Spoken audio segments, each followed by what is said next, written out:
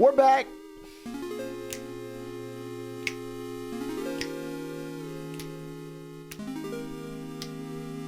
Spiteful Batman, Fish of Sticks, Minty Nate, Hexavalent Copper. Same shirt. Climb high. I climbed pretty high. Did a lot of V3s. Could not get my first V4. Still working on that. So close. Pasta Ross, what's up? Rockinya, Tumor, Worm, Electrich. Oh, best we have looking good? Send it to me tomorrow.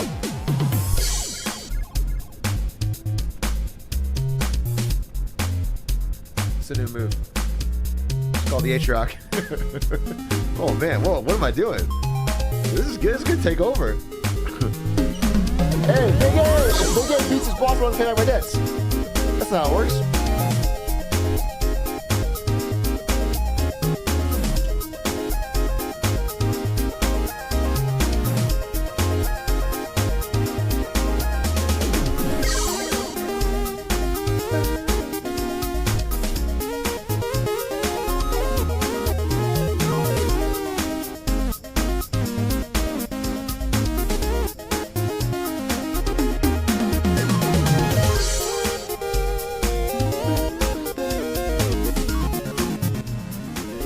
How you doing?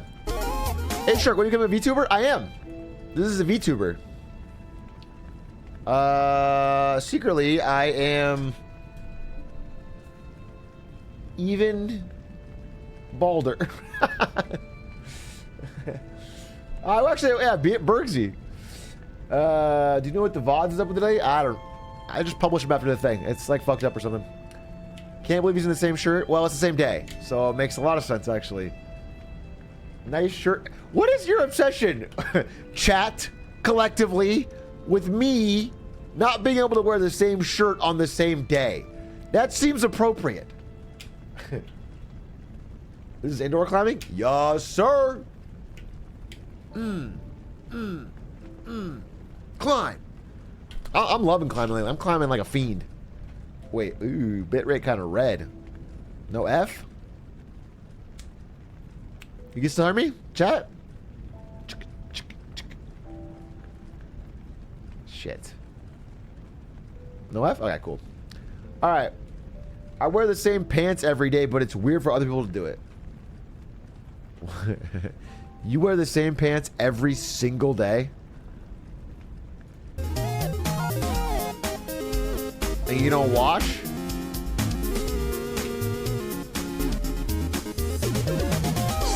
Whenever I went to Big Chalupa, I killed him. Never take over my stream.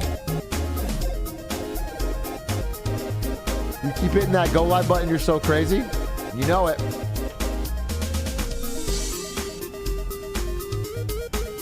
Dodgers are getting effed. Bro, I watched, we saw the Dodgers game. We went to a Mexican restaurant. We went to a Mexican restaurant and Ari asked for a Coke and he goes, liquid or powder? And then she freezes up because she doesn't get it. And then he goes, and then does a big belly laugh. So he's basically a fucking chatter, dude. He's basically a fucking Twitch chatter. Anyway, we watched the Dodgers game. There was 3 guys in there, super rowdy Dodgers fans. Depressing to watch them. Because it was like a 7-0 blowout when we left. They kept cheering for every minor fucking thing Dodgers did that did nothing, went nowhere. Philosophia, what's up? Thank you to Peaches for the Prime, the Tunnel Midget for the 14 months, Minty Nate for the 2 months, Tiny Little Robs, with the year. Thank you for the year. Ramen Breeder. Ramen Breeder is your name. As in you have sex with ramen, or you breed different ramens with each other? I don't even want to know. Thank you for the 5 months. Spangy, thank you for the 31 months. God damn. Clatody with the 22. Lydian with the 15. And then serotonin, please, for the 3. Here's your serotonin. Atrioc, any advice on how to break up a couple? Yeah, what you should do is be that couple's daughter and have an identical twin who you don't know. And then you two meet up at summer camp and plan a perfect crime to break your parents up. And, no, wait. They got them back together, didn't they? I haven't seen Parent Trap in a minute. They made somebody break up. I got not much advice then. Yo, Big A, want to peep this Hitman horse time? You can Discord DM it to me. I'll send it to the boys. Donkey Reaper beating Shrek. Yeah, you know what? I'm just going to go work on this because I will do the vibes and I will do the Get Smarter and all of that and maybe even some house possibly after I beat this boss. But let me do the boss first because end of the day, we got to beat this boss. That's the long and short of it.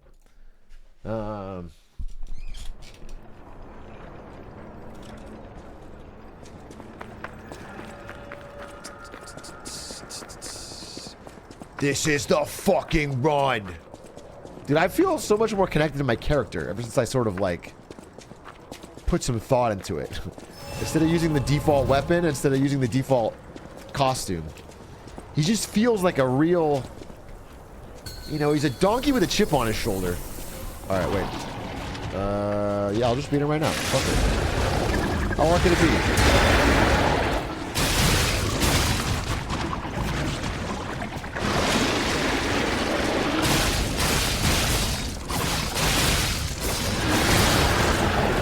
Burrowing. But I'm playing amazing already. Yeah, I missed that one, but you can hit them all. I fucking block everything. I got it all figured out. Lunge. Block that too. Burrowing. Oh my god. Who is this gamer?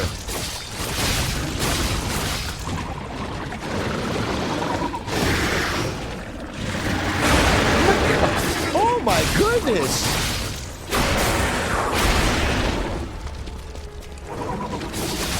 Did I see a little physical exercise and food and a break? Maybe. Maybe I'm getting it right. No.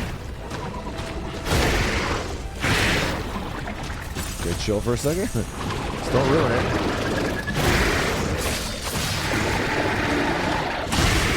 Okay. Let me throw it.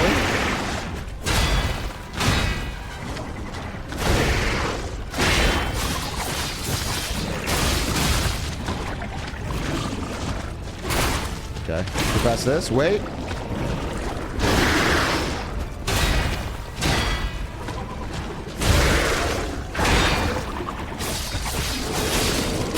Okay.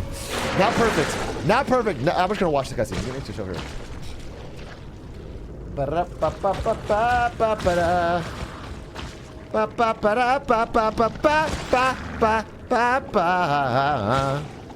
Hey, Big A, did you get any sick heel hooks or knee bars? I'm not really at that level. Heartology, don't talk down to me, okay? I'm a V3 Andy who's just slightly progressing to his first V4.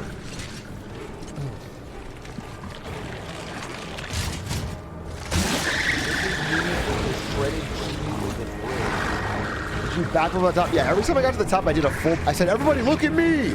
I'm the king of the world!" And I did a backflip from the top of the climb.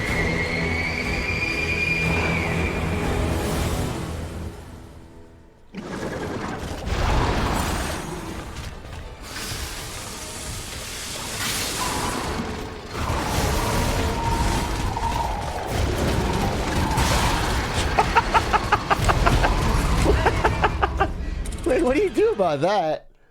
Oh, crikey. Crikey. Damn, that thing be looking like you. Are you saying I'm swole? Thank you. It's very kind of you. I'm working out a little bit, so. She scythed on my donk till I pee. Sounds like a very disgusting act. For both of you. I don't want to hear any more of it. get blocked.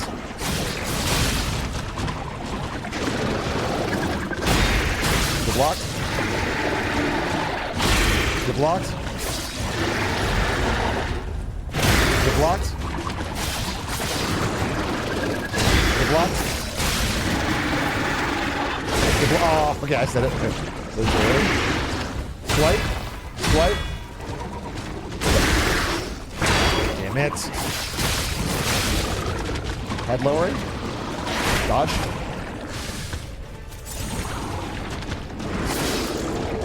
Head lowered. Uh-huh. Come at me. Come at me, bro. Wow! What? No, what? Fuck. When Big's on top of me, Okay. Roll.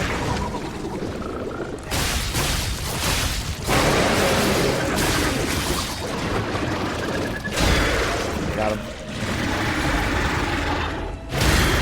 I got him. Okay. Really hoping that I can... Really hope I can hit him first. There we go. Thank God. Thank God. Okay. Okay, I still have plenty of heals.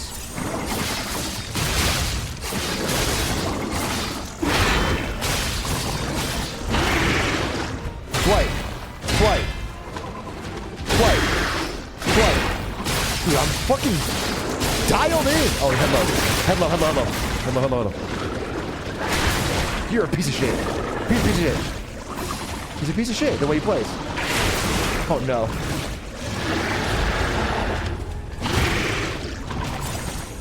I'm not gonna do this. Unless I put it all on the line right here, right now.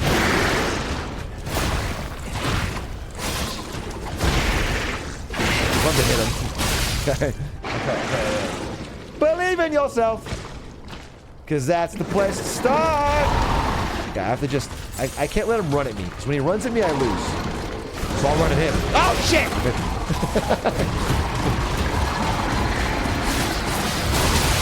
Oh my, stop running at me. Stop!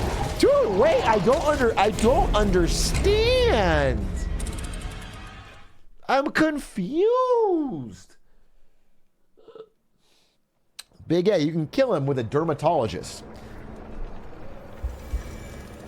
Are you insulting his... Listen, he's my enemy, okay?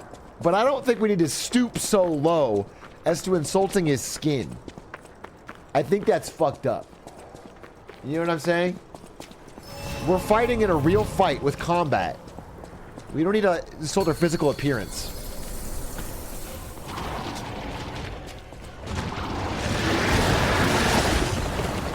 Uh-huh. Whoa! A little early there. That'll do, donkey. Swipe! Swipe! Swipe! One more! He's lowering his head. He's lowering his head. I try to dodge bull. Impossible. What? Oh, you fucked up. That is the moment he fucked up. Dodge. Dodge. I hate decay, dude. Whoa!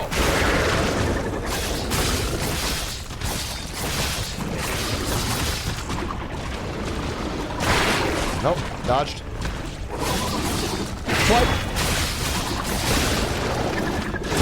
Okay. He's a cheeser. He's a cheeser.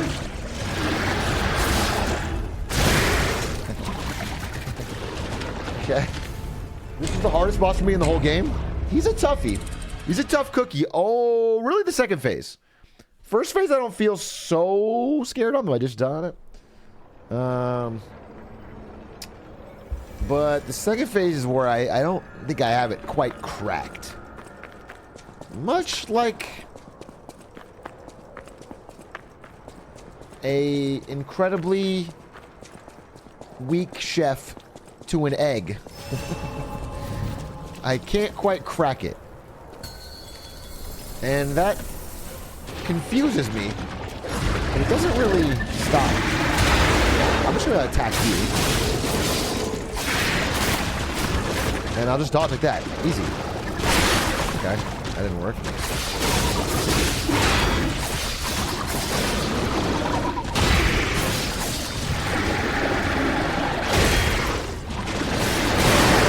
I'm on his ass, dude.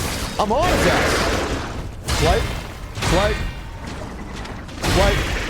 Swipe. Bro, you gotta be freaking out now. Oh, sorry.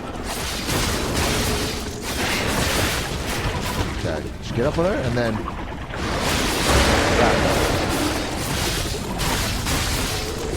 Oh, fuck.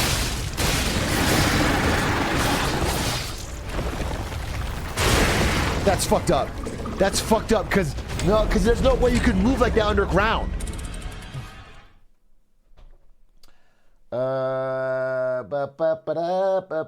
Atrioc, does this affect the stock price of the souls of the dead?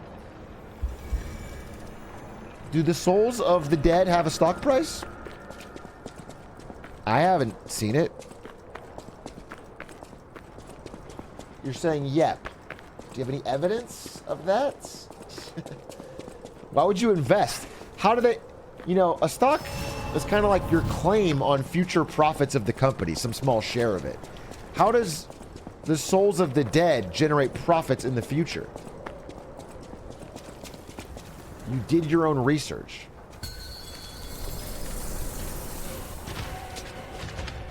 The souls of the dead are collateral. It doesn't make them... It doesn't make them stop.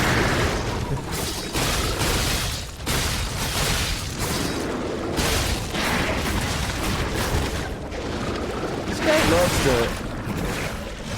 He does love decay. He's so big on this decay thing. Stab! Stab! Stab! Stab!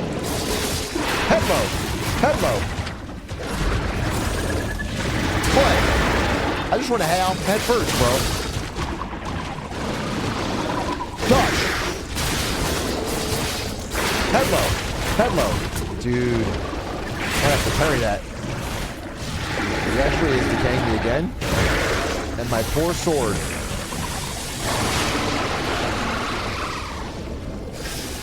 Grind! What? What?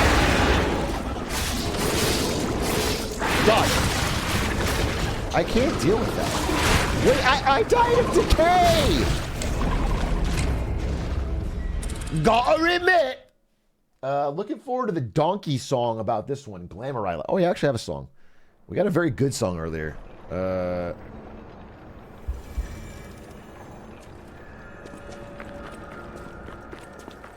Bro doesn't like to heal. I don't like to waste my heals in the first phase. If I'm going to die in the first phase, I might as well just die. Because I need to make it to the second phase with like 5 heals, ideally. It is unfortunate that my first attempt was my best thus far.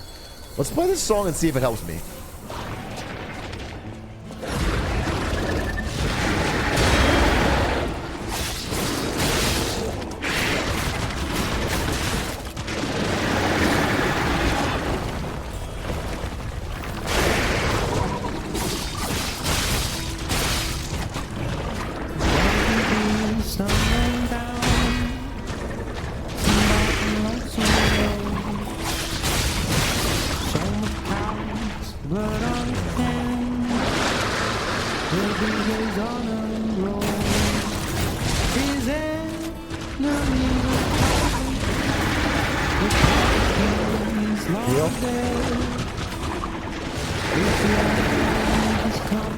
Burrowing.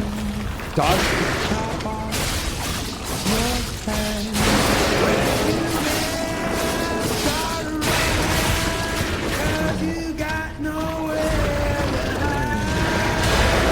Maybe I can parry those.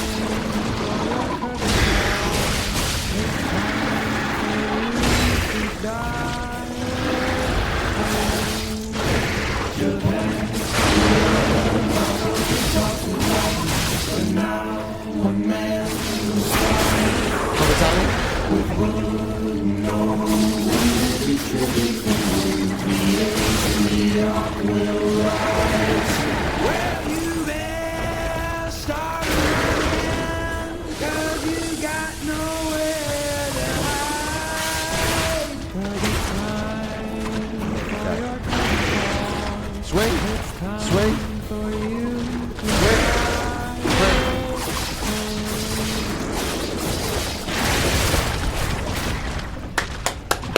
Good one, folks.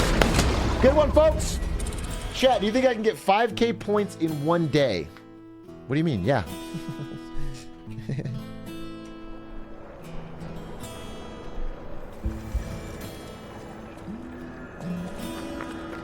Hey, Shrek, I made a homemade crunch wrap for dinner. Wait. Sorry. You made a homemade crunch wrap for dinner. Just wanted to let you know because we're both Latino men. Is that what you said? Sure. I don't think crunch wrap is a classic actual Latino food, but I trust you. Alright. Let me see what happens when I dot. I actually think that's the move that kills me the most. Is it lowers his head and then just fucks me.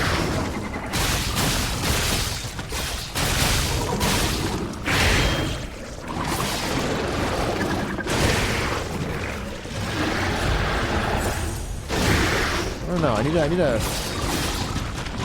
have a plan for this. What if I keep moving? What if I keep moving to the behind of him? No way. The decay, yeah, this monster of the swamp is just so monstrous is the real problem. Fuck! Okay, start again.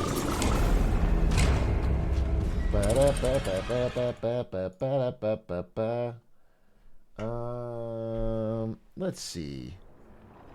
I'm a Latino, he's right.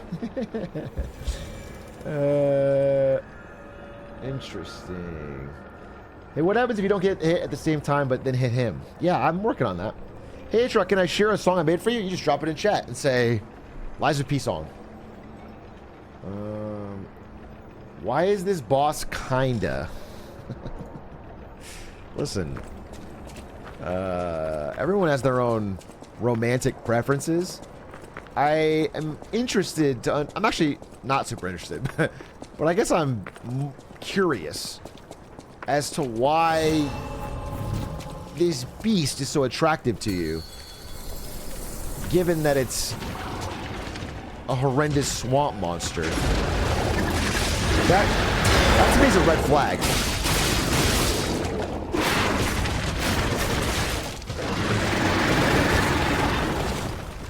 Roll. Roll.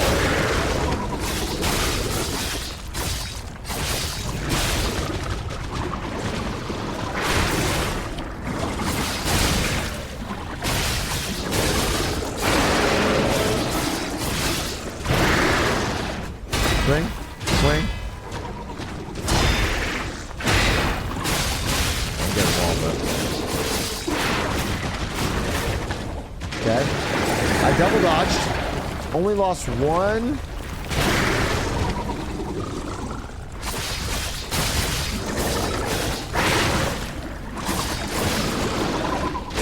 Damn. Damn, bro. Damn, bro. Block that one.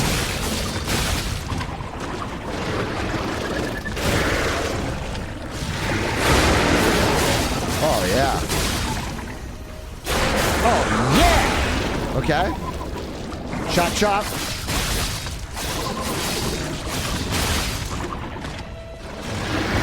He burrows again. Roll.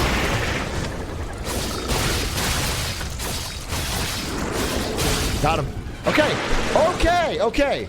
Okay. Okay. Okay. Wait a minute. Lock in. Dial in, baby.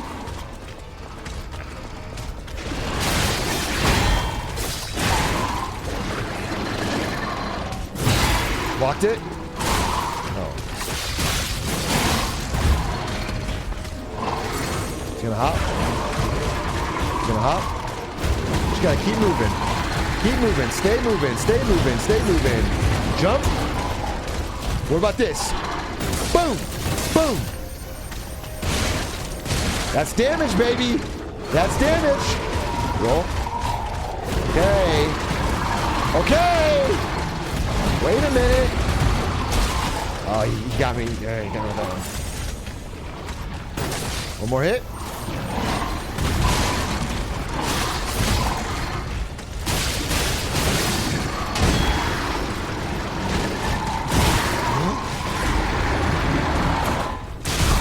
Fuck. Damn, dude. Ah. It's like he's like. Boom. Do you guys get me? It's like, are you guys following me?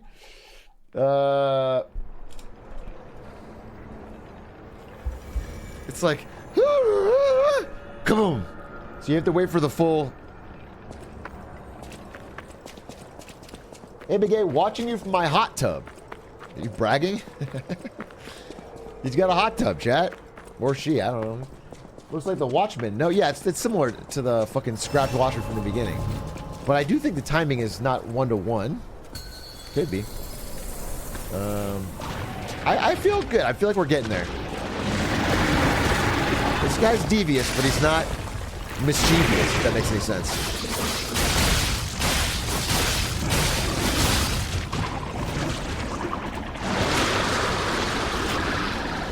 It does not. Okay. Alright. Well, you know, not all of them are gonna hit with everybody.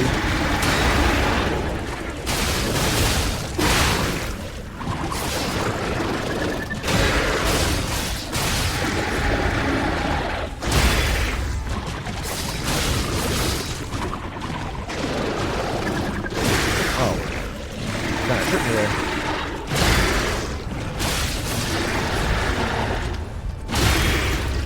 I'm just blocking everything. Boom! Boom!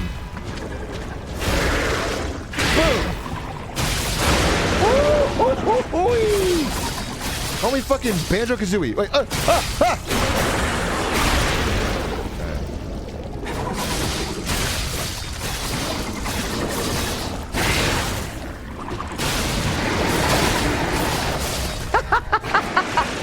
Alright, motherfucker!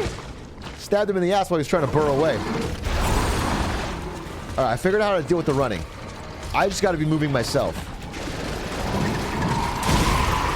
Wait, spin. Boom. And then what? Oh! Oh, shit. Boom. Boom. Damn. Okay. Okay. I'm learning the move. I just want to have a lot of health for this.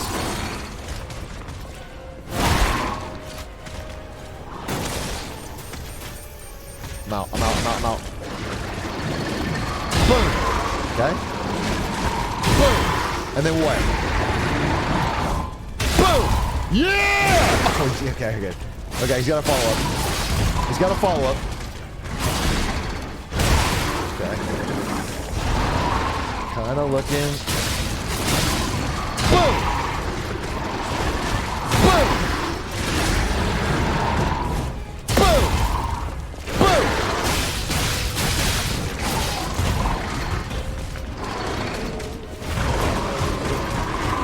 Oh fuck.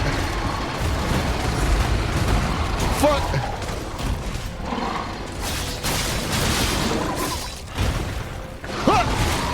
I'm clutching. I'm playing insane.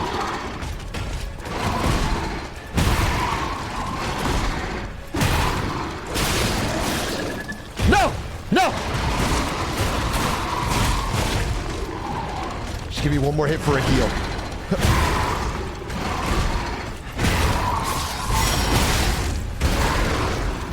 Oh my god, he's fucking nuts! He's nuts! Give me the full Monty. No, dude. Damn, he fucked me up again.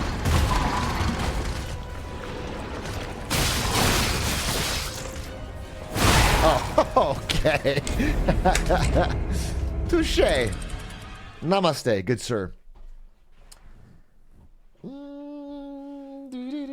Hello, biggest of Atrioc. I love you, no homo, even though you're bald and have glizzy fingers. Do you plan on playing Cyberpunk Phantom Liberty 2.0 any world? anytime soon.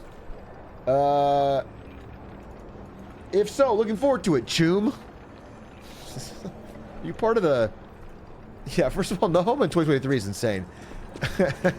Secondly, it feels like it's like a marketing message, like a bot from Cyberpunk. How does this hold up compared to Souls Trilogy? I haven't played the Souls Trilogy. Straight up. I played Sekiro, I played Elden Ring, and I played Hollow Knight, if you count that, and I played this.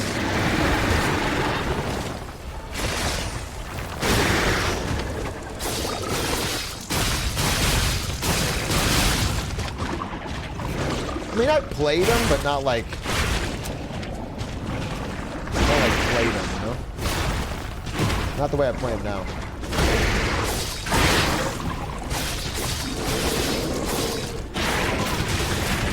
Damn, I don't really... I wonder how people do it, though. Slam? One more? Nice. Credit where credit is due. Huh! Where's this donkey stabbing? Yeah, left dodge, right dodge, maybe?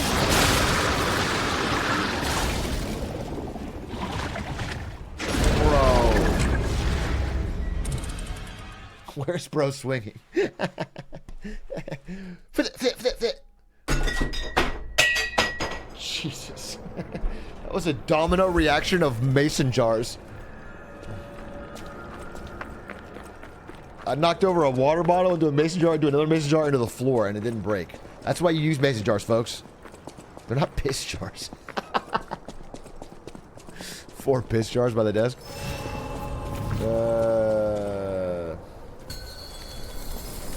That's what you give her at mason jars? What do you mean? I have a fucking stable, unbreakable glass is what I have. Alright.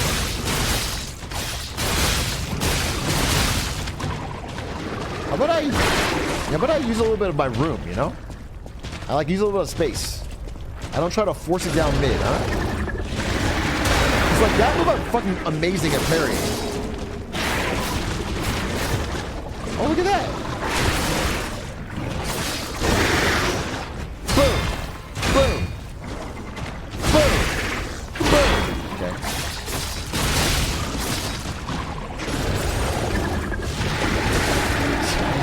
I knew when I said that I missed the next one. Dude, look at that. Oh my god. Why are you kinda...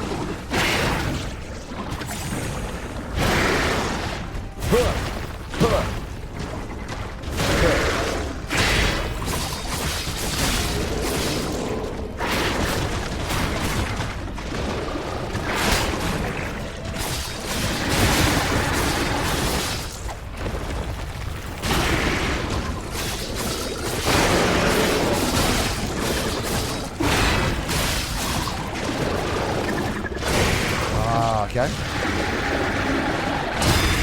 Locked it. Boom! Boom!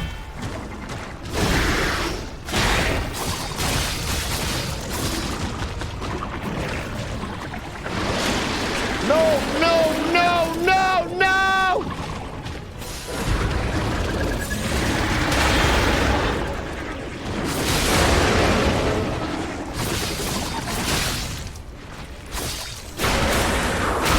Threw up. I threw up all over the donkey.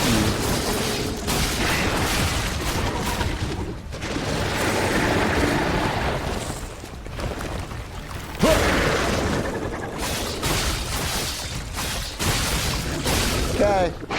Hey, another day, another dollar. Okay? If you put in the dedication and you keep throwing that fucking... Ah! But it gets the roll. Eventually you break through. Fuck! Fuck! Fuck!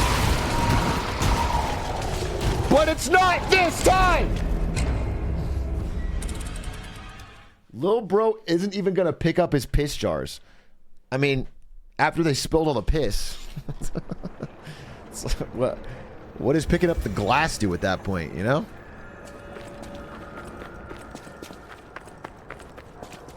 No, they're empty. They're just mason jars. Mason jars are sturdy.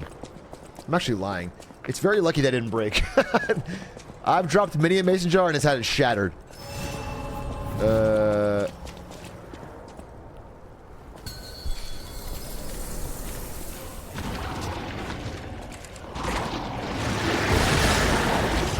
On guard! My good fellow of the swamp, you will fight this noble donkey, and I will show you what an ass you are.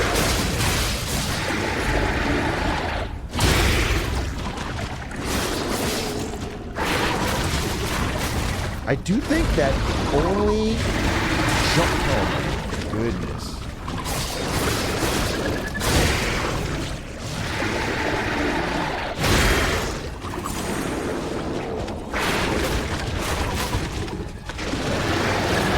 Those bother me.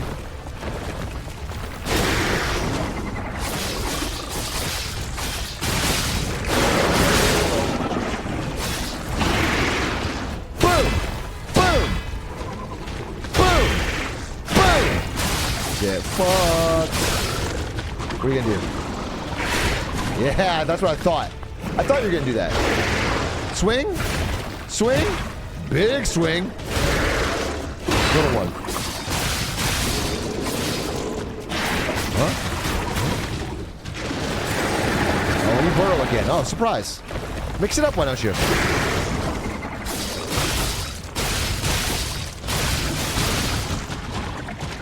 I need an opening. I need an opening. I need an opening. I need an opening. Do it again. On the tracking. He 360'd. Boom. Boom.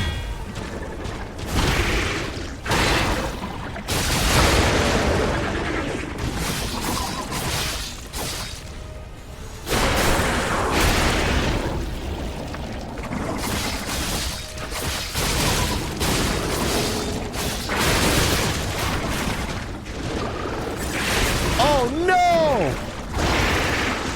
Boom.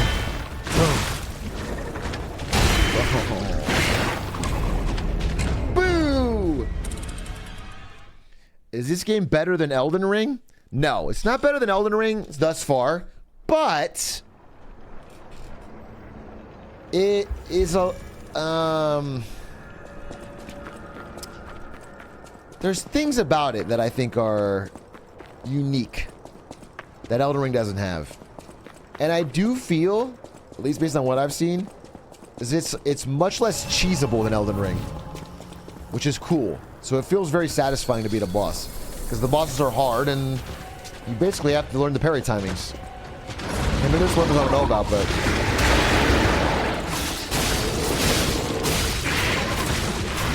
man, if there's a way to fucking avoid that. Actually, kill me. Start over. Start over. I don't want to fight this one. I don't want to fight this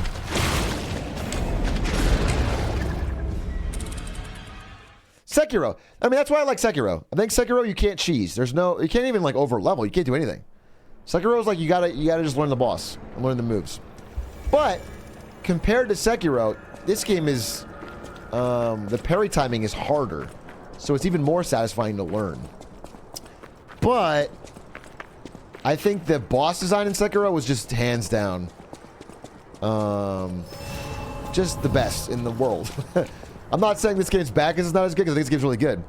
I think Sekiro is the best ever in my mind, because in Sekiro the enemies attacked fast and you still parried, and in this game they abuse the slow thing a lot, the slow attack, which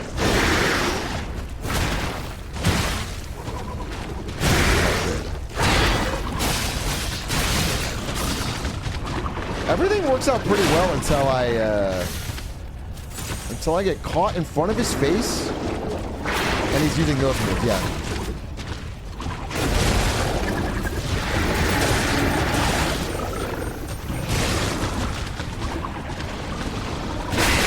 Oh. Shit. Okay, I think I can lock in here. I think I turn my brain off a little bit, and then this monster is pretty scary. Yeah. I mean, in real life, this monster made me piss myself. I'm not going to pretend to be fucking The Rock or something, dude. This monster would be scary as fuck. But in this game, I actually don't find it as scary as some of the other monsters.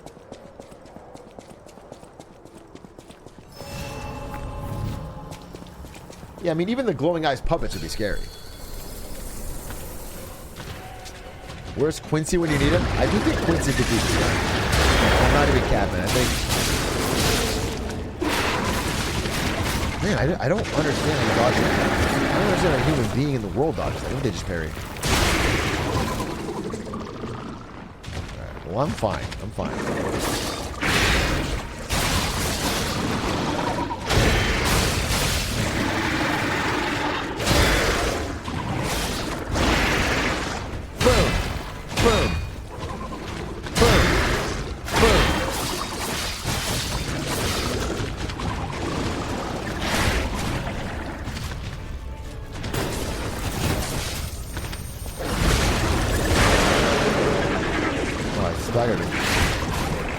Baby. Come on. Okay. Okay, I realize what I'm doing wrong. I realize what I'm doing wrong. And that is I am getting to only attack the face. And I need to attack the ass. I need to attack the ass only.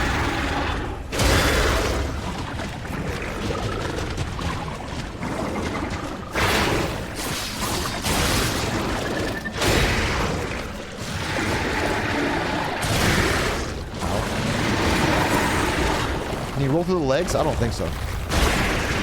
But what I can do is run right here. Got him.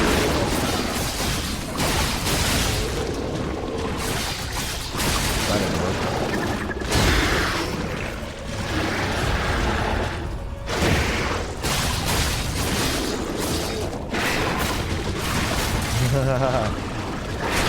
Okay. Why doesn't he use a gun instead of a sword? I ran out of bullets in my fucking AK-47. The first half of the game was easy because I just fucking... And then I ran out of bullets. And now I have to do this fucking dagger thing.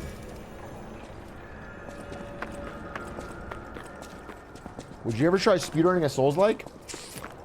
I think it would be interesting.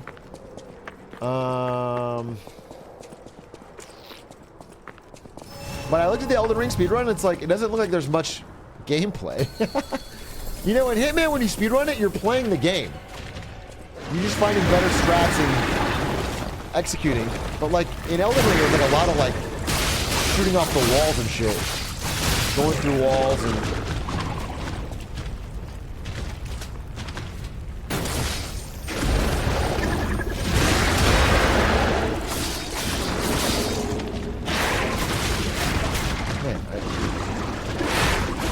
Alright, burrow. Burrow, burrow, burrow. I'll take my time. What do you got? Blocked? Yeah, see, I don't... I think there's...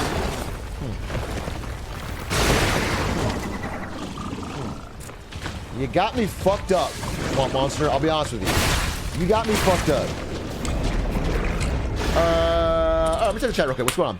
Hey, Big A. I was presenting in college on the free market economies, and I can't tell you how much your playthrough of Lies of P helped me out. I used slides and clips from your playthrough, and it gave me a lot of confidence speaking publicly in the future. Thanks. It was Marketing Monday. I can't tell you how much my stored knowledge from Marketing Mondays helped me out. Gave me a lot of confidence speaking publicly. That's cool. Congrats, Cyanod. I'm sure there's somebody else who wants to tell me how their Lies of P playthrough helped them, though. Because both are helpful. It's not just the Marketing Monday. Hey, Atrioc, here's my song for you. Song for Big A. Let's see. Oh,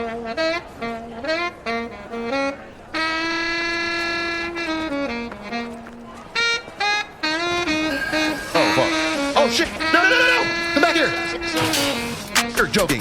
Oh, he's the Jockey King, playing with your puppet strings. I don't think that you can understand that with this stopping hand, he'll send you in Neverland. This boy is surely growing to a man. It's like 1, 2, dodge through, blocking, chip a few of you. Doubters never even stood a chance. I didn't know you, it was time to battle over blows. So here's some music for your battle dance. Yo, Big A with the cameras on, about to ship them all out like Amazon. King Kong living in the wood, the pawns, foes all get scared with the weapons drawn.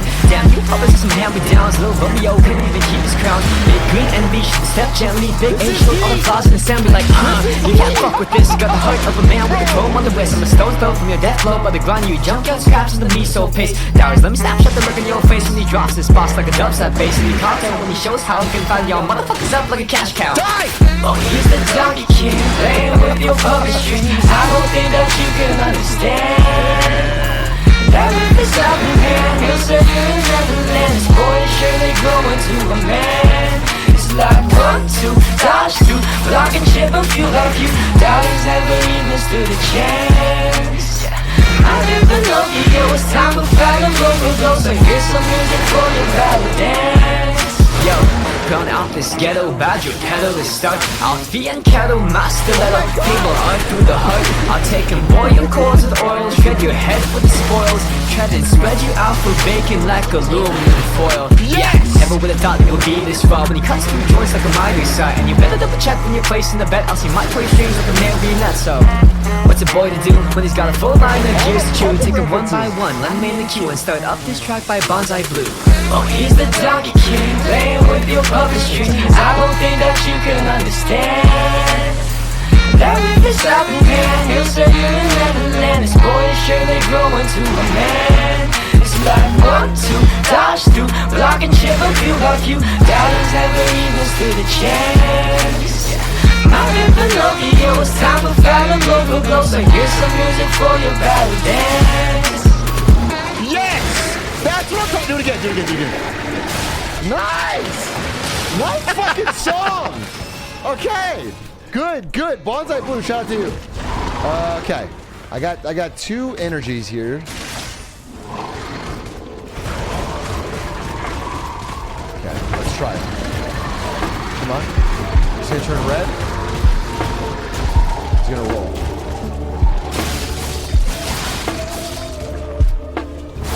Oh, that's a grab. Okay, sorry. That's painful.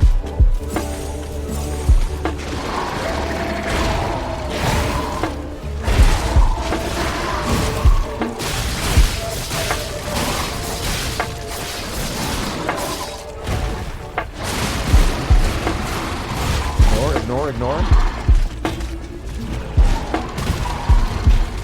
I'm dialed in. Nice grab, idiot.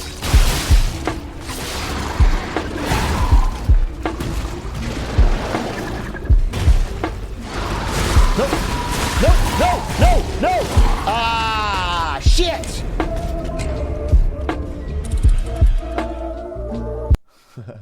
Shit, good song though. Hey, Big A, can I interest you in using your other fable art? No, I don't think so. It's not what I want to use. I like the extra crit. I'm gonna only play that song again. That song rules. That was heat. Let me do it one more time. Actually, you know what I'm gonna do? I'm gonna beat phase 1, losing only 2 pots. And then during the cutscene, I'll put that song on, and then we're gonna beat it. That's what we're gonna do, okay? I'm gonna beat phase 1 using only 2 potions. Then, and only then, during the cutscene, I'm gonna put that song on, and I'm gonna beat this boss. Sounds simple. It's all down to execution. What? I will never dodge that for as long as I know. I don't even get it. I don't understand it. Thankfully, it doesn't do much damage.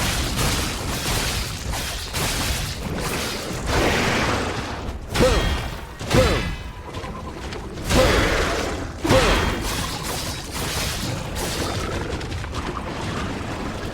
Nice try, idiots. What do you got for me? Do a long range thing. Do the thing. Yep. Nice.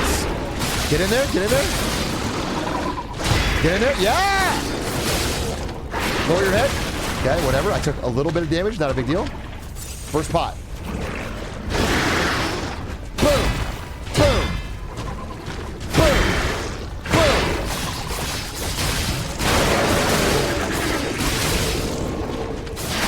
Oh! Lower your head again, idiot! Good start. Amazing start. He's burrowing. He's burrowing. Run, run, run. Dodge. Oh, yeah. Yeah, yeah, yeah, yeah, yeah.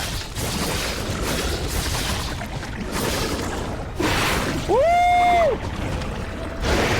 What do you got? Swing? Swing? Big swing? Miss? And I'm on your ass. He's lowering his head. Huh! Huh! Oh! I go, oh no! Run! Shit! I could have parried that. All right, 2 pots. I said 2 pots. I said 2 pots. I said 2 pots. Boom. Boom. Boom. Boom. Salvageable. Okay, let's go. Let's go. Oh, wait. What is that song? Wait, link me the song. I lost it. I lost it. Link me the song. Link me the song. Quickly! Link me the song!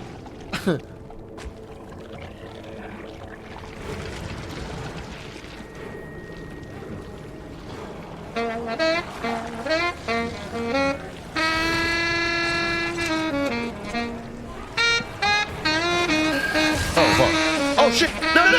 Come back here! You're joking. Oh, he's the Donkey King, playing with your puppet strings. I don't think that you can understand. That with his helping hand, he'll send you in Neverland. His boy is surely grow into a man.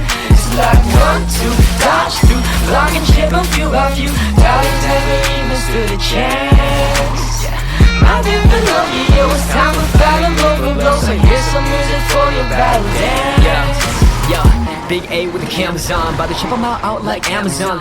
King Kong living in the void of ponds, foes all get scared with the weapons drawn.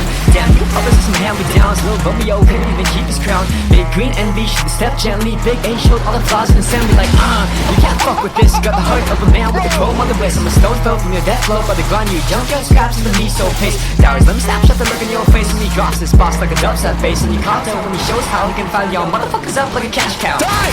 Oh, he's the Donkey King, playing with your puppet strings. I don't think that you can understand.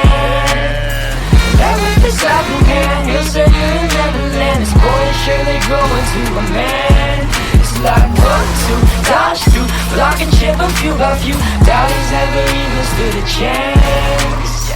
I didn't know you, it was time to fight him over blows. So here's some music for your battle dance. Yo, grown out this ghetto, badger pedal this start. Alfie and kettle, my stiletto, table hard through the heart. I'll take and boil your cords with oil, shred your head for the spoils. Cut and spread you out for bacon like aluminum foil. Yes! Never would've thought it would be this raw when he cuts through joints like a miter side. Good song, bro.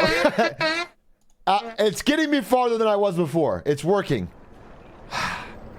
Okay. Man, I'm just having a tough time. I'm having a tough time. With his jumps? It was a good attempt. It was a good attempt. It was a good attempt. The audio in the song's debating you? How? That's a banger. That's a heater, dude. We got 2 heaters today. Shout out to both of them. Wow. Oh, my voice. All right, donkey spin. Donkey spin. If anyone in the chat is a farmer that owns a donkey, please make him spin in solidarity. I assume at least 20% of my viewers are donkey farmers.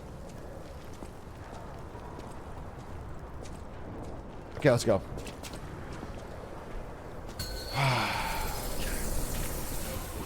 This is doable. This is doable. This is doable. First sweet parry. He burrows. I dodge. I hit.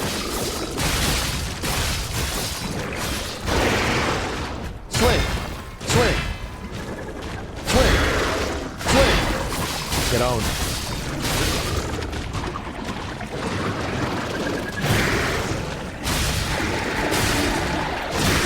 Okay. Excuse me.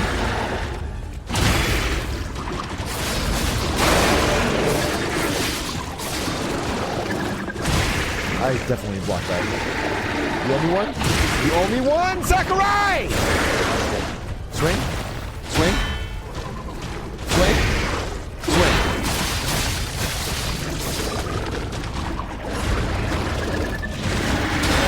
Blocked.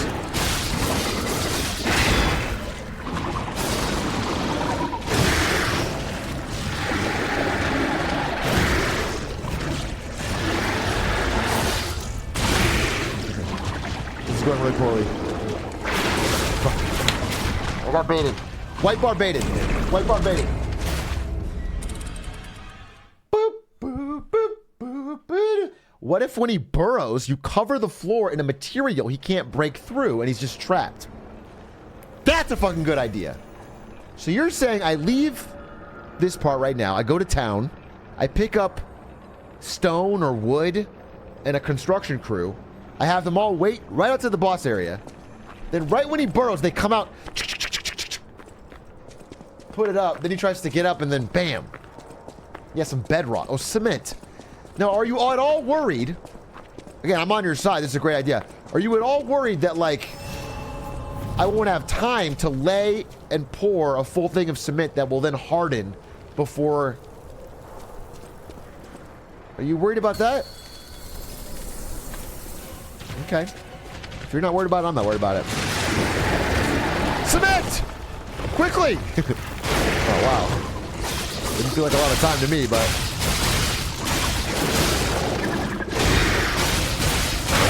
Oh my god, I'm wailing on it!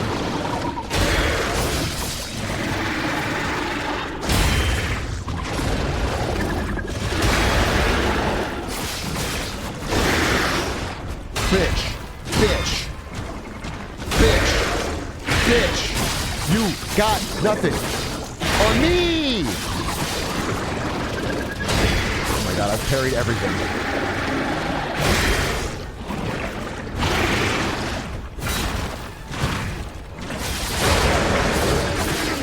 Oh shit. Shit. Shit. Shit. Shit. I can't. I can't get there. I couldn't get there, bro!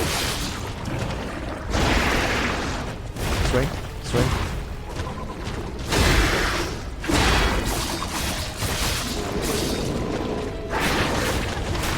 Oh, I haven't been hit yet. Wait a minute. I haven't been hit yet.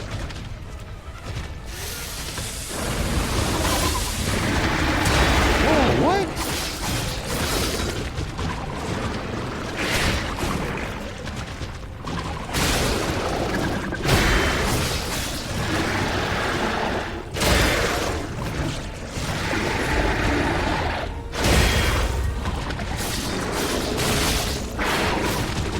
Oh my god, I haven't been hit yet.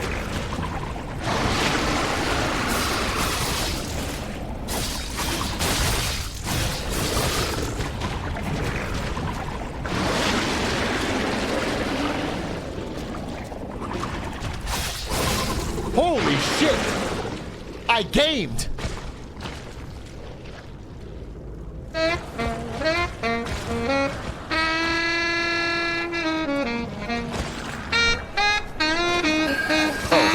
Oh shit! No, no, no, no, no! Come back here! You're joking. Oh, he's the Donkey King, playing with your puppetry. I don't think that you can understand that with this apple hand, he'll send you in Neverland. This boy is surely grow into a man. It's like run to, dodge through, block and chip and few by few. Dollars never even stood a chance. My dear Pinocchio, it's time to fight and blow. So here's some music for your battle dance. Yeah, Big A with the cameras on, about to chip 'em out like Amazon. King Kong living in the before the pawns foes all get scared with the weapons drawn. Damn, you puppets are some hand-me-downs. Little Romeo couldn't even keep his crown. Big green envy should step gently. Big A showed all the flaws in the sound. Be like, you can't fuck with this. You got the heart of a man with a chrome on the wrist. I'm a stone's throw from your death flow by the grind. You junkyard scraps to the miso paste. Dowers, let me snapshot the look in your face when he drops this boss like a dubstep bass. And you can't tell when he shows how he can find y'all motherfuckers up like a cash cow. Die! Oh, he's the Donkey King, playing with your puppetry. I don't think that you can understand that with his helping hand, he'll set you in Neverland. This boy is surely growing to a man. It's like 1, 2, dodge through, block and chip him few by few. Doubters never even stood a chance. Out in Pinocchio, it's time for Fathom Local Blow. So here's some music for your battle dance. Yo, grown out this ghetto, badger pedal to start. I'll fee and kettle, my stiletto, table art through the heart. I'll take and boil your cords with oil, shred your head for the spoils, tread and spread you out for bacon like aluminum foil. Yes! Never would've thought it would be this raw when he cuts through joints like a mighty saw. And you better double check when you're placing the bet, else he might play strings like a marionette. So what's a boy to do when he's got a full line of gears to chew? Take them one by one, let him in the queue and start up this track by Bonsai Blue. Oh, he's the Donkey King, playing with your puppetry. I don't think that you can understand that with his helping hand, he'll set you in Neverland. This boy is surely growing to a man. It's like 1, 2, dodge through, block and chip him few by few. Doubters never even stood a chance. Out in Pinocchio, it's time for Fathom Local Blow. So here's some music for your battle dance. Yes! That's what I'm talking. Do it again. Do it again. Do it again.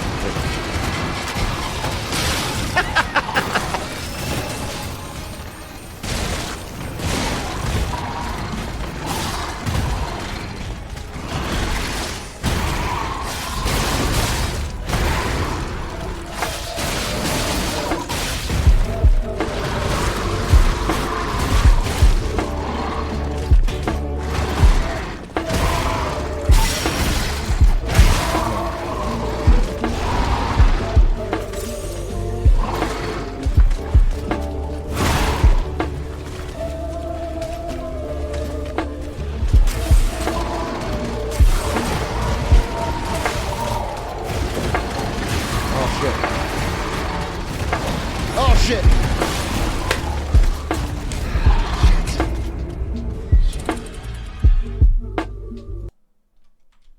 Shit. Man, he's a toughie. He's a toughie. He's a toughie. Man, I was dialed in, bro. Ah, man. Man, I was dialed in. Okay. Yeah, the chase down move's just hard, man. I feel like if you're not at the right angle to dodge right through his big fat arm. Can you set it to loop? I like it as it is. It's a reward for phase 2. You gotta parry it? You're right. You know what? You're right. I gotta parry it. You know what? Dimensional cow, you are right. I don't dodge it, I parry it. He runs at me, pow. Okay? That's what I'm gonna do. I'm gonna parry it.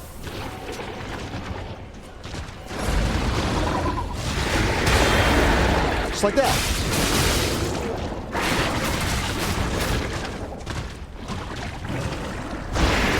Swing.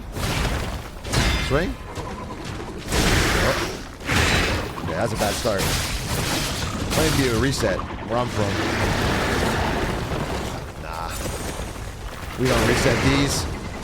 We clutch them up.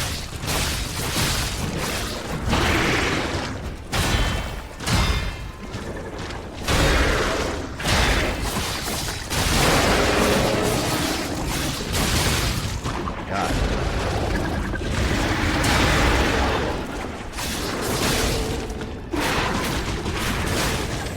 Little hit. Little hit never hurt.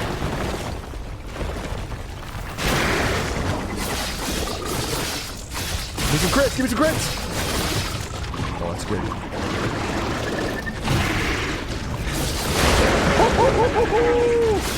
I'm on his ass! Wait.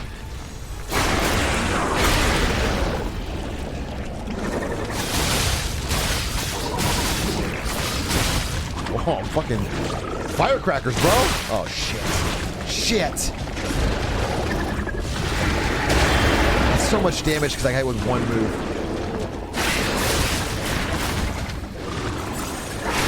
Man.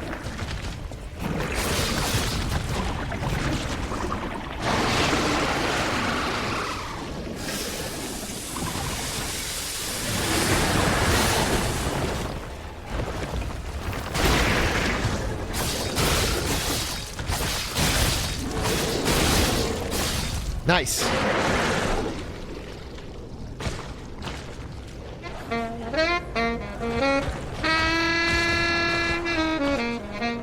Parry it. Parry it. Parry it. Bring it on. Bring it on. Shit me. No, no, no, no. Come back here. Run at me. You're joking.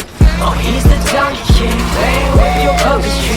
I don't think that you can understand that with this stopping hand, he'll say you're in Neverland. This boy is surely grow into a man. It's like 1, 2, dodge through, block and chip a few of you. Daddy never even stood a chance. I didn't know you, it was time to battle over blows. So here's some music for your battle dance. Yeah, Big A with the cameras on, about to ship them out like Amazon. King Kong living in the wood, the pawns, foes all get scared with the weapons drawn. Damn, you puppets some hand-me-downs, little Romeo couldn't even keep his crown. Big Green Envy should step gently, Big A showed all the flaws in the sound, be like, you can't fuck with this. Got the heart of a man with a chrome on the wrist. I'm a stone throw from your death blow, by the ground you jump out, scraps in the miso paste. Dowers, let me snapshot the look in your face when he drops his boss like a dubstep bass. And he caught out when he shows how he can find y'all motherfuckers up like a cash cow. Die! Oh, he's the Donkey King, playing with your Damn, that song rules. That song rules. Alright. Post-mortem. Post-mortem. If you guys ever work in the corporate world, after you do a big launch or a release or an event, you'll do a post-mortem where you have the crew that worked on it all sit around and talk about what went right or what went wrong. Usually it's what went wrong. Something goes wrong. And those meetings are quite dangerous because everyone's throwing blame around because no one wants to be the person that said, yeah, I thought this was a good idea. It's a very hectic internal corporate politics type of meeting. And we're having one right now. So I don't think it was my fault I died there, right? So who in chat wants to step up and take the blame? Because I do think that one of you... Who suggested that I get hit by that last move? Who suggested that? Was it my waffles? My waffles. That was what I would call a poor judgment. You use your poor judgment. We're gonna circle back on that. Hey, Big A, I'm failing all my college classes. I need you to beat this boss so I can get smarter and not fail. I'm gonna be dead honest with you. If you're joking, that's hilarious. Funniest thing I've heard today. If you're not joking, probably watching me watch YouTube is not the best thing for you to do right now. No matter what video I watch, I don't think it's going to make you smart enough to overcome the many, many skipped classes and homework that is probably chasing you around. I think you do need to go get to work, my friend. Okay, let's enter the arena again. The man in the arena. I'm like, who's that fucking terrible investor? Scammy investor. Man in the arena. Oh, what's his name? His name is not Scammy. Chamath. Yeah, Chamath. The fucking SPAC king. Yeah, that guy. I'm in the arena trying things, okay? Some of them aren't going to work out. Weird. All of them didn't work out, and everybody that invested in your shit lost money. Like 6 times in a row. Okay, here we go. Come on, baby! Green monster of the swamp versus Atrioc. Round 50, fight! Begin! It's about a rap.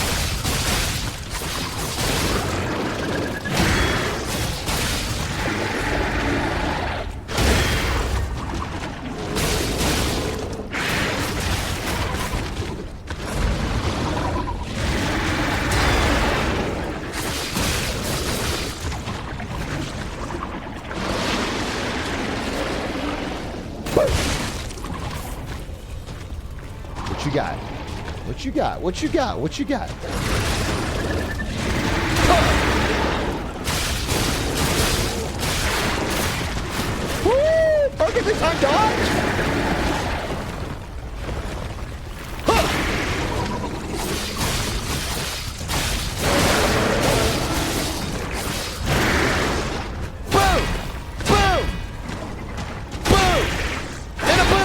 dude. Green monster, you gotta try better than that. You did. Okay. You stop hitting me? Boom! Dodge. Boom!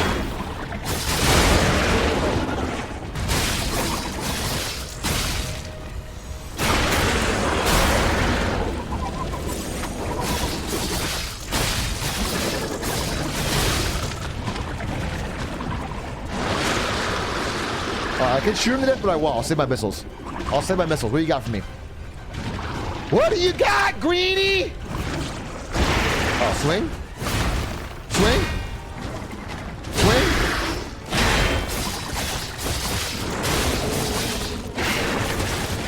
Undodgeable. Move is undodgeable. No human beings ever dodged it, except for me that one time.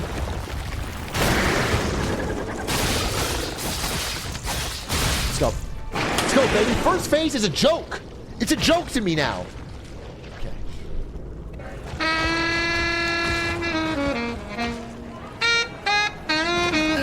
Oh, fuck. Oh, shit. No, no, no, no, no. Come back here. You're joking.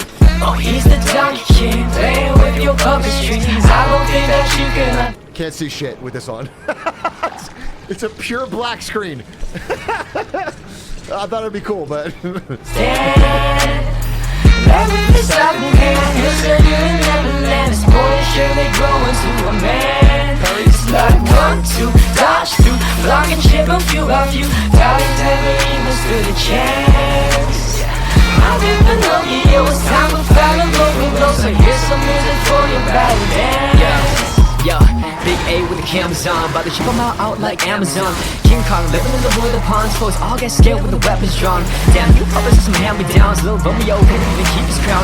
Big green envy should step gently, Big A showed all the flaws in the sound, be like, you can't fuck with this. Got the heart of a man with a chrome on the wrist, and the stones fell from their death blow by the gun. You jump out, scratching the knee so pissed. Dowers, let me snapshot the look in your face, and he drops this boss like a dubstep bass, and he caught down when he shows how he can fire y'all motherfuckers up like a cash cow. Die!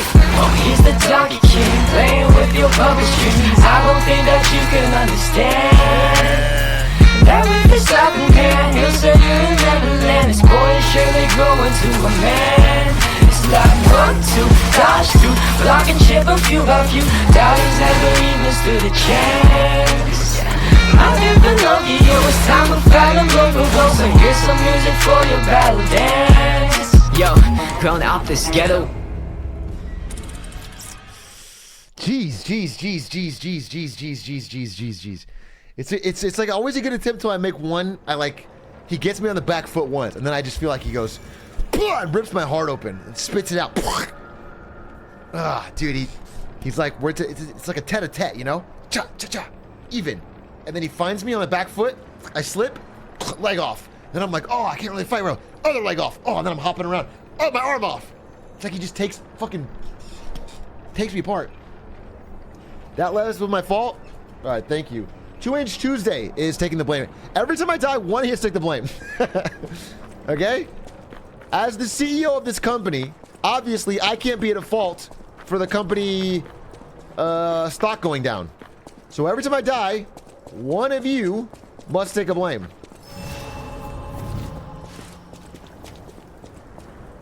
The Elon strategy. Yeah, exactly.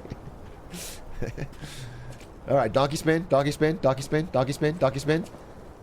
Phase 1 is a joke, dude. Phase 1 is a fucking joke.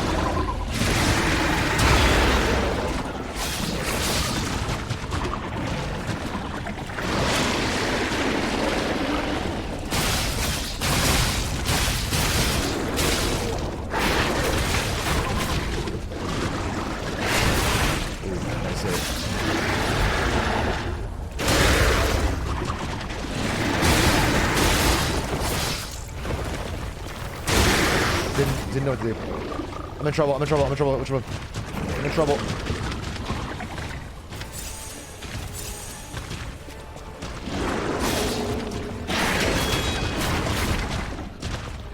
Please do what I'm saying.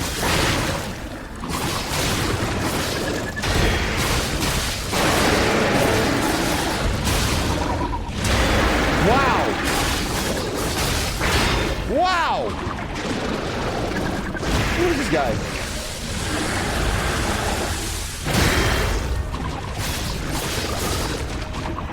very well, to be honest.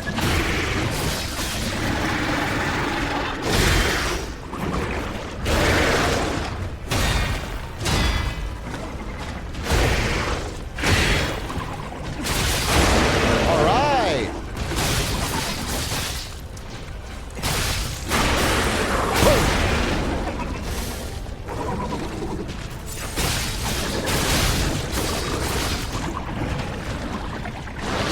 Nice.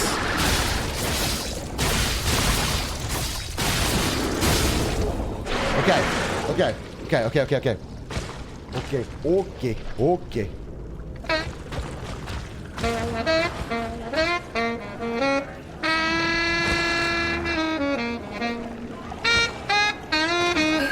Oh fuck. Oh shit. No, no, no, no, no. Come back here. You're joking. Oh, he's the Donkey King, playing with your puppet strings. I don't think that you can understand that with his helping hand, he'll set you in Neverland. His boy surely grow into a man. It's like 1, 2, dodge through, block and chip a few of you. Doubting never even stood a chance. I didn't know you, it was time to battle over blow. So here's some music for your battle dance. Yeah, big A with the cameras on, about to check them out like Amazon. King Kong living in the wood, the ponds, foes all get scared with the weapons drawn.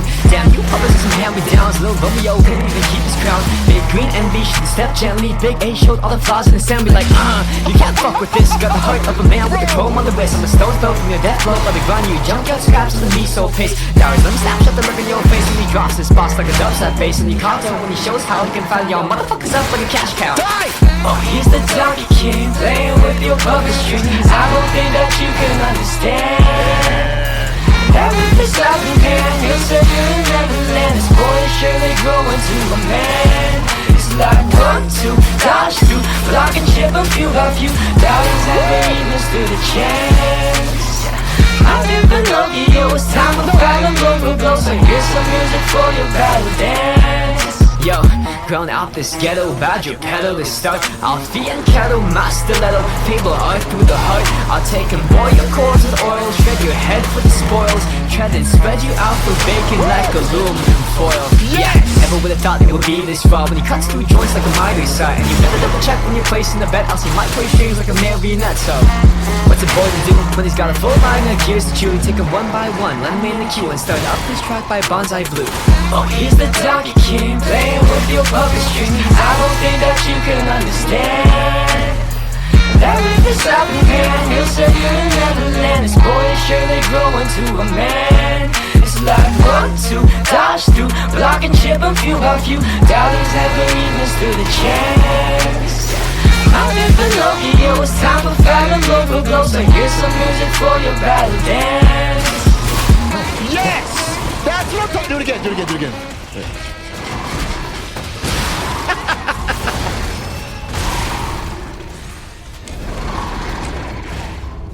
Shit. Oh no. Oh man, dude. He is a tough cookie. This boss, I think, harder than the monkey. I feel like from Sekiro. Oh, I do have the cube. Wait, how come I never used the cube?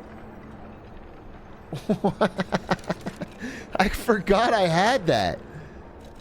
Isn't that like just a free heal? Oh, it's not filled. It's not filled. I never filled it. That's fine. I wouldn't have had it. That's fine. But I should use like, I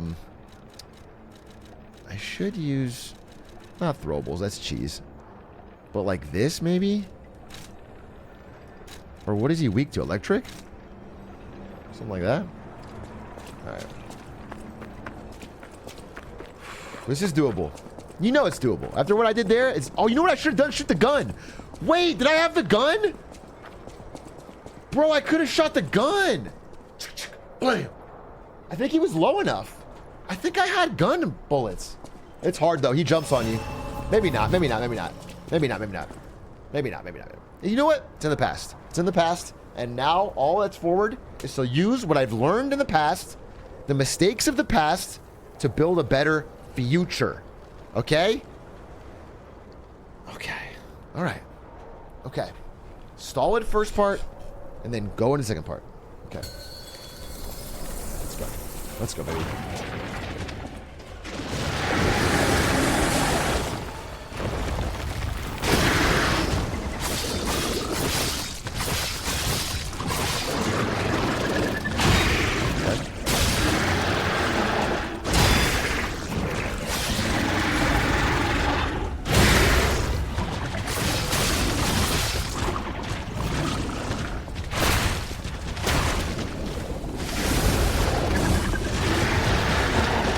Oh, he slowed down!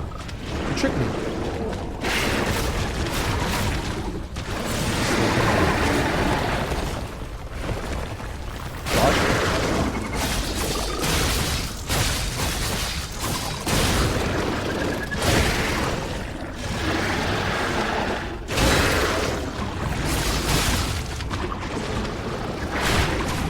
Nice try.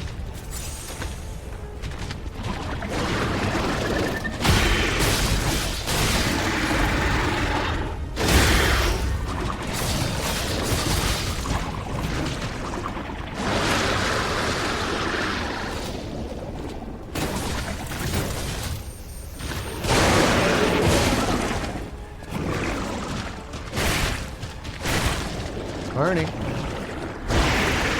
Swing.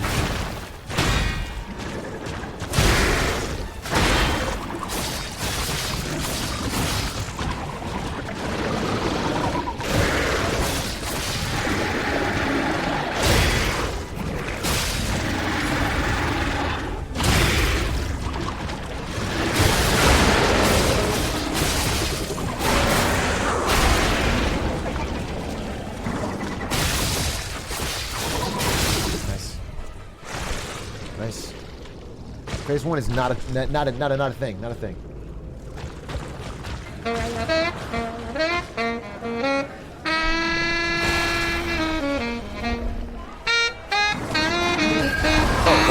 Oh shit! No!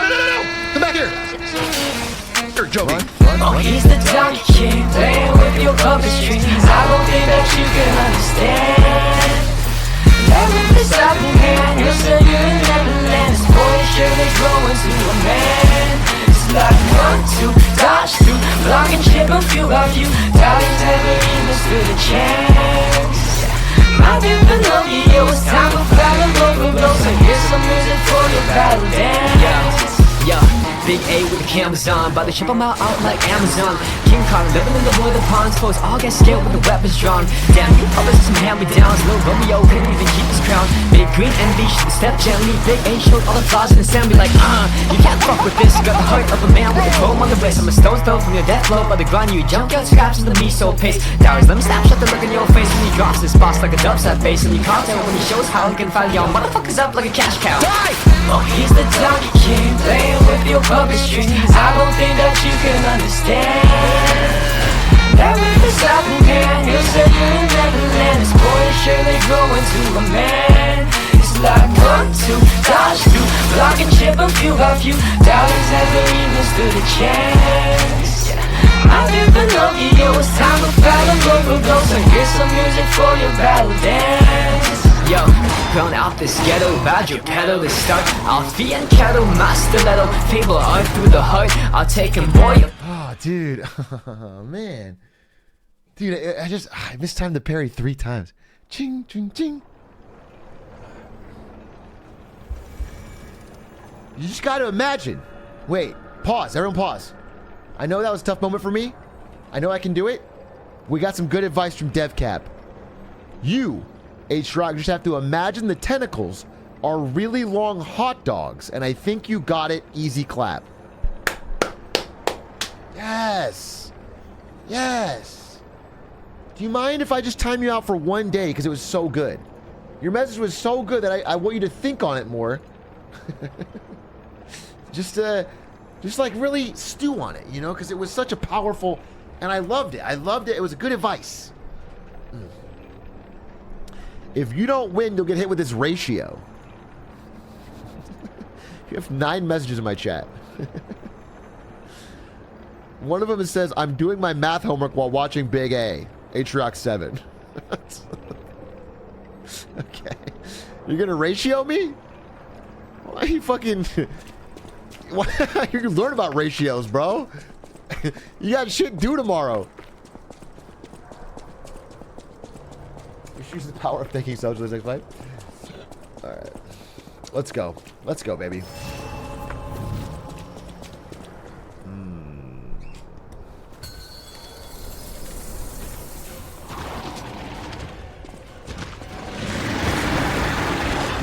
What should I do when I win this round? Touchdown down? Did I get my shirt off? How should I celebrate this guaranteed victory?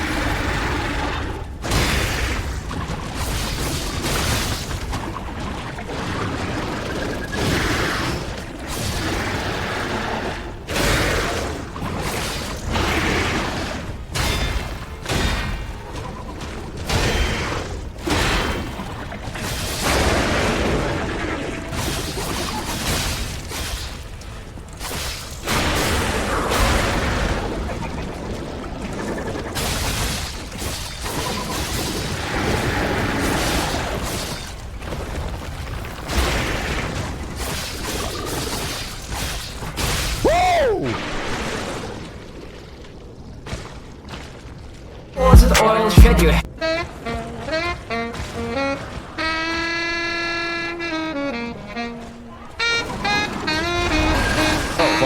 Oh shit! No! Come back here! You're joking. Oh, he's the Donkey King, playing with your puppet strings. I don't think that you can understand. Everything's out in hand, he'll say you're in Neverland. This boy is surely growing to a man. It's like 1, 2, dodge through, block and chip a few by few. Now he's never even stood a chance. I didn't know you, it was time to battle over blows. So here's some music for your battle dance. Yo, Big A with the cameras on, about to ship them out like Amazon. King Kong living in the hood, the pawns foes all get scared when the weapons drawn.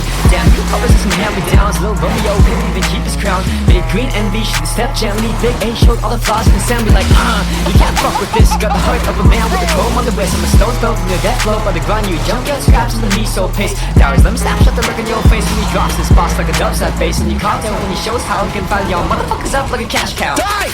Oh, he's the Donkey King, playing with your puppet string.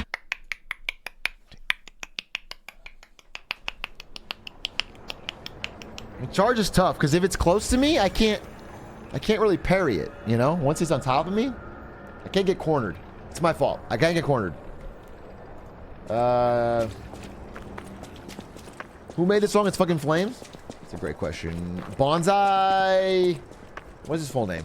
I'm not even VIP. This song rules. When are we watching House? We're watching House tonight, Bamboozled Nate, but you will not be joining us. I'm timing you out for the day. So you can watch, but you can't talk. Because obviously, I'm not going to get mad about it. I'm not going to just do one-day timeouts, I think is what I'll do. That way I don't have to think about it. What is 1 day in seconds? 86,400. 86,400. Because I feel like it's not big enough for a ban, but it's annoying. So if I just time them out for a day, then it's like easy.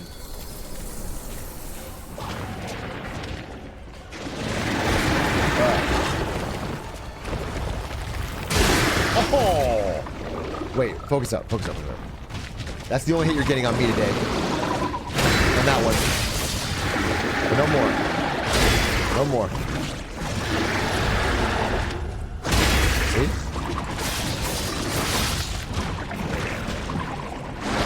He's gonna burp. He's blurping. He's blurping.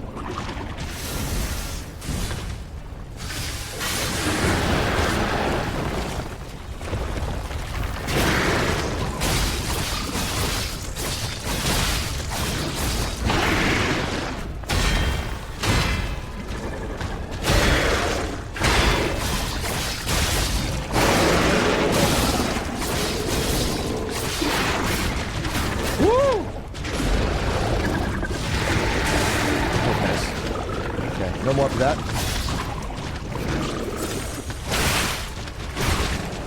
Okay.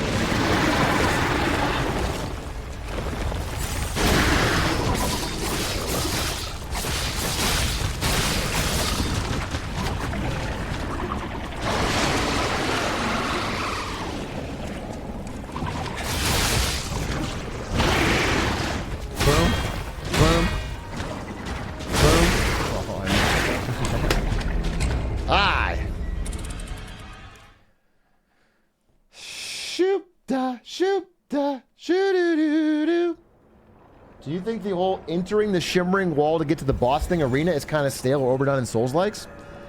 I don't know. If it ain't broke, don't fix it. It's like saying is I don't know. Is triple jump overdone in Mario games? I don't know. It's nice. Yeah, like it's cool to know there's a boss and you set up for it and you go in and I like it. I mean, they could change it from shimmering wall to something else, but nobody blutps like you, Big A.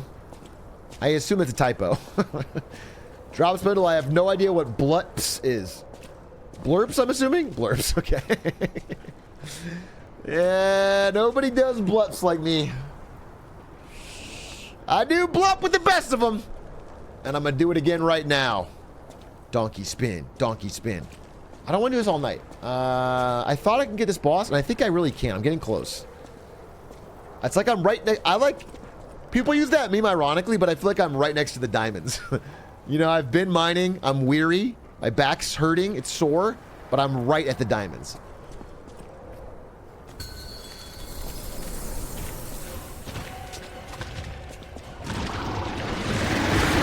And I wouldn't say it if I didn't mean it.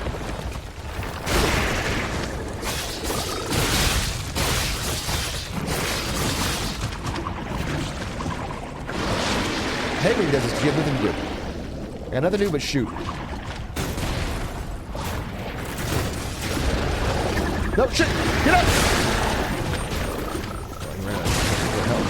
The missile slowed him.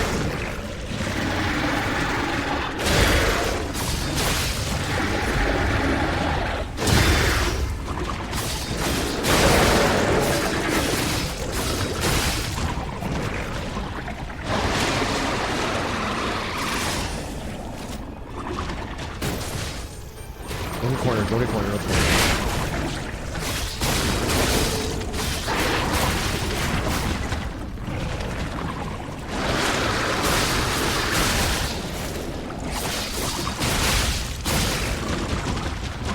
Good start, good start. Good start. I need an opening, though. I need an opening. Swing. Swing. Swing.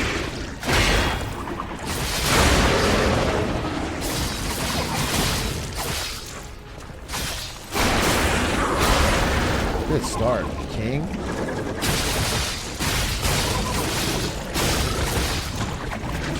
Oh my god. Oh my god. Almost no damage taken. I need an opening. I need an opening. Swing. Swing.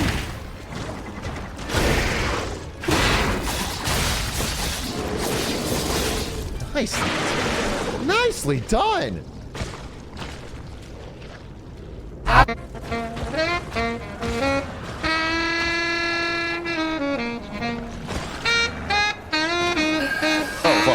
Oh shit! No, no, no, no! Come back here! You're joking. Oh, he's the Donkey King, playing with your puppetry. I don't think that you can understand. That with the stopping hand, he'll say you in Neverland. This boy is surely growing to a man. It's like 1, 2, dodge through. Yeah, my bad, my bad, my bad. My bad. Damn, dude. Cornered. When I get cornered, I'm dead. Yeah, getting cornered is... Shit. Bro, I just lost all my points? I'm sorry, bro. I'm sorry. I'm sorry, you lost all your points. That's how it goes. That's how it goes. That's how it goes. You know what? Start from scratch. Build it back up. Did you know, this is a true story, that Elon Musk was born into a family that had $0 and 0 cents. And when he turned 22 years old, he was penniless on the streets. And he had no money to his name. And he said, today I'm going to build it from scratch. And then he single-handedly built Tesla by himself with no help. Every car individually for the first 3 years was built by hand in his garage. And from that, he built a multi-billion-dollar fortune. If he can do it, so can you.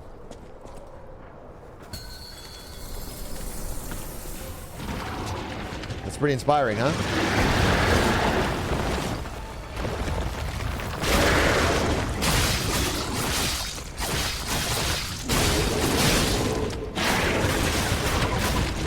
Pretty inspiring and all true.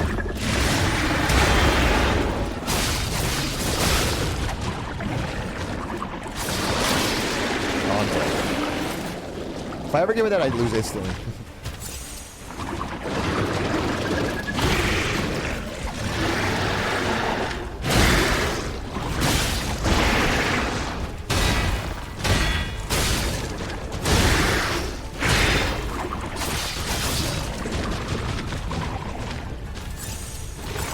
I guess winnable. I'm not gonna give up. I'm not gonna give up.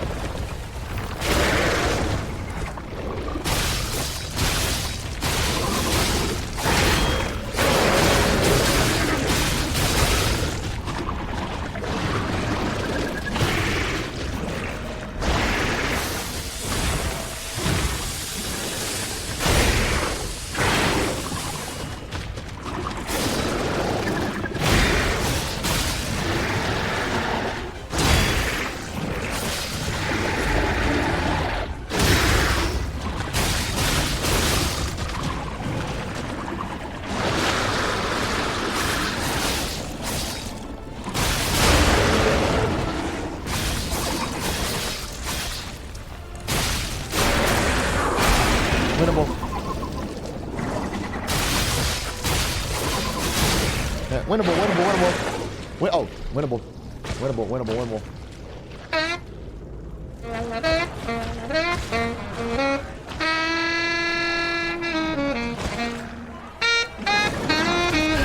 Oh, fuck. Oh, shit. No, no, no, no, no. Come back here. You're joking. Oh, he's the Donkey King, playing with your puppetry. I don't think that you can understand. Everything's happening here, he'll say you in Neverland. This boy is sure they grow into a man. It's like 1, 2, dodge through, block and chip a few by few. Doubting never even stood a chance. My name's Pinocchio, it's time to battle over blows. So here's some music for your battle dance.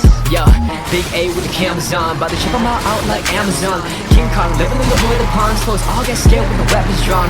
Damn, you probably see some hand-me-downs, little Romeo couldn't even keep his crown. Big green envy, should step gently, big A showed all the flaws in the assembly like, you can't fuck with this, got the heart of a man with a chrome on the wrist. I'm a stone's throw from your death flow, by the ground you jump out, scraps into me so pace. Dowers, let him snapshot the look in your face when he drops his boss like a dubstep bass. And you can't tell when he shows how he can find y'all motherfuckers up like a cash cow. Die! Oh, he's the Donkey King, playing with your puppetry. I don't think that you can understand.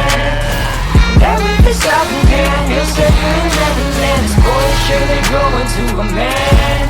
It's like 1, 2, dodge through, block and chip a few by few. Doubters never even stood a chance. I hear Pinocchio, it's time to fight him. Man, I think I could have had that. I could have had that. I could have had that. I could have had that. Why aren't you using the electric thing? What electric thing? Are you? Oh, the thing? Well, I think it's fire on this guy. I think it's fire. Why is his right arm so big? Good question. Pretty lonely in the swamp. Shrek got lonely. This boss is about to go down faster than the Saints Row franchise. So it's going to take me 7 years. That's not a vote of confidence, Jotes.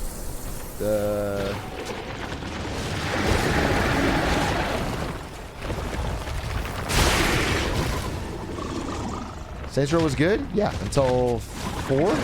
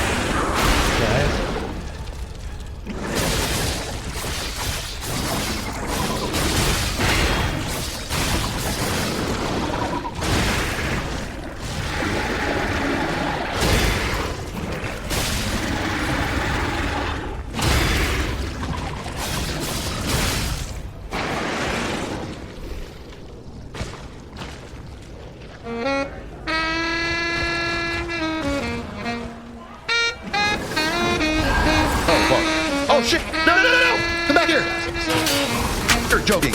Oh, he's the Donkey King, playing with your puppetry. I don't think that you can understand that with his helping hand, he'll send you in Neverland. This boy is surely grow into a man.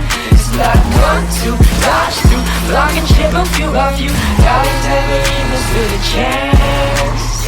My dear Pinocchio, it's time to battle over blow. So here's some music for your battle dance. Yeah, Big A with the cameras on, about to ship them out like Amazon. King Kong living in the wood, the pawns, foes all get scared with the weapons drawn. Damn, you puppets some hand-me-downs, little Romeo couldn't even keep his crown. Big green envy should step gently, Big A showed all the flaws in the sound. Be like, you can't fuck with this. You got the heart of a man with a chrome on the wrist. I'm a stone throw from your death flow by the grind. You jump out scraps in the miso pace. Dowers, let me snapshot the look in your face when he drops this boss like a dubstep bass. And you can't tell when he shows how he can find y'all motherfuckers up like a cash cow. Die! Oh, he's the Donkey King, playing with your puppetry.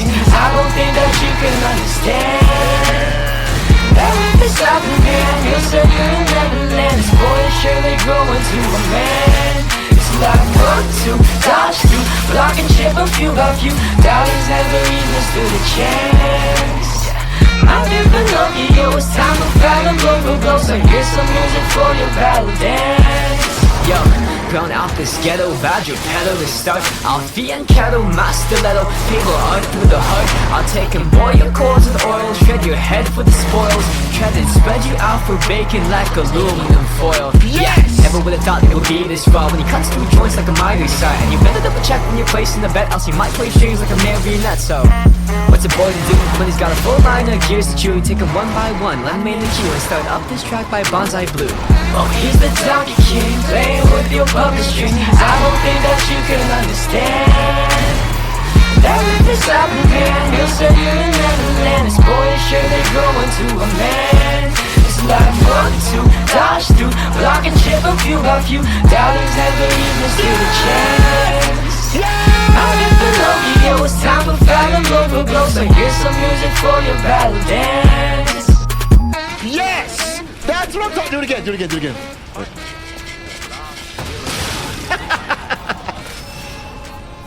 Woo, baby! Oh, that was. Oh, my heart. Dum dum dum. Woo! I thought I was dead for sure. Let's go, baby. Hey, great song.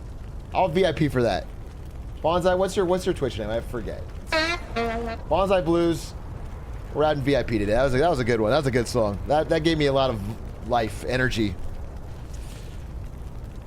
Patch Ninja? User, Patch Ninja. Let me make sure. That's you. Okay. Wow. VIP. No, I timed you out. No, sorry. I missed the wrong button. I thought that was the VIP. I timed you out. I'm so sorry. That was not untimed out. Untimed out. VIP. I'll just type it because there's no VIP button? VIP Patch Ninja. Okay. Song was a little too nice though. You know what I'm saying? Don't show me up. You know what I'm saying? I'm the entertainer here, okay? It's not a music stream. Don't you show me up with your songs. Alright. That was awesome. Fuck, that was a sick fucking fight. That was satisfying. Okay, let me heal up. And let me just do a quick talk to this dog. To see if he wants to talk about furry shit. Love that conversation topic. I knew you'd do it. I knew you'd I do had it! a feeling you'd be the perfect bait. Oh, come on. I Why does got everybody in what this I game wanted use me thanks for to you. fucking nefarious ends? The last hero weapon is finally in my hands. I knew Okay. where it was, but I didn't dare lay my hands on it. The swamp is too dangerous. Someday soon, you'll see. Okay. You have my thanks. And you've earned a nickname. Alidoro's best bait. You know what's crazy is See you like at the hotel. I wouldn't have stopped him from scavenging. So he could have said, wow, good job. Can I scavenge? And I would be fine. And he didn't. I don't have to be like fucking. He doesn't have to name and shame me. He doesn't have to call me bait. I'm a donkey, bro. I'm not just any donkey, actually. I'm the Grim Donk. The Donkey Reaper. Okay? And you will fear my name, Alidoro. Ha! Ha! Ha! Or I'll give you one of these. Or maybe one of these. He's not impressed. Thank you for your hard work. Let's go back to the hotel and celebrate the spoils of the hunt. All right. Quick level up, and then we're done. We'll watch some shows. Teleports to the hotel. I want to see what he's got for sale. And also, I want to spend my 27,000 ergo before I lose it, dying to a regular level 1 enemy pushing me off a cliff. What time is it? 9:16. It might just be double house time. Yikes! Maybe we'll watch one YouTube video.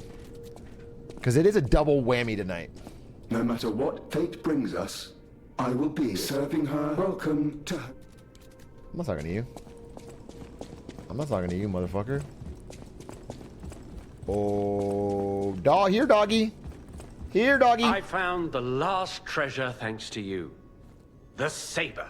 It'll always remind me of the rascal who stole it, then fell into the nest. I tried to save him, but let the punishment fit the crime, I say. Ah, indeed. And in a twist of fate, you must become the weapon's true So you're gonna owner. sell back to me the weapon that I just got. that I just got for calls you. for a great warrior. Okay. Interesting. What's this? A poster singing my praises? Oh dear, your practical jokes go too far. A wanted poster. Do you think I made a practical joke? Let me explain. There is an unscrupulous reporter called Medoro. Ah. And he's the epitome of yellow journalism, and he only writes favorable articles if you bribe him. I see. One time, I didn't give him a certain antique Fake he news. wanted, and he slandered me, Fake just like this. news. What has this world come to? Even noble explorers searching for true history get lambasted for all to see. Hey, I'm on your side, Alidoro. Perhaps I should be pleased that this scrap of paper is powerless, as there's no... A great weapon calls... All right, let's see what we got. You got... a katana! Christmas came early! With A technique scaling that I can upgrade to S technique scaling! I'll buy this thing instead. Fury attack dodge. No, let's get it. Skaroink. Thank you, sir. Let's see if the Glamorai may make his noble return. Dripped out and dressed to the nines, the Glamorai rises yet again. Ho! Ho! Ho! Okay, now give me this. Oh! What?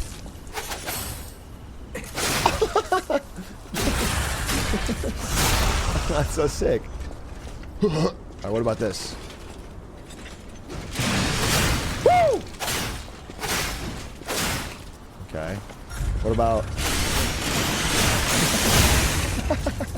oh, shit. Yeah, it's pretty swaggy. Damn, that's just cool. That's just cool. All right, let me upgrade it. That's what I'm using. All right, we're done with Liza P for today. That was a big progress day. That was fun. About my request. Oh yeah, last wait. time. I did. Did you give Ali? Yeah, I gave that dog the gloves. Are you into him or what? Even the union's advancement test didn't make me this nervous. All right, I'm ready. Tell me the truth. Okay, I'm gonna tell you he wasn't Did interested. the gloves make Alidoro happy? Oh, you want me to lie? Oh shit. No, I'm sorry, I can't lie. He fucking hated him. No, I'll lie, but it's not gonna help you. Oh god. Really? What a relief.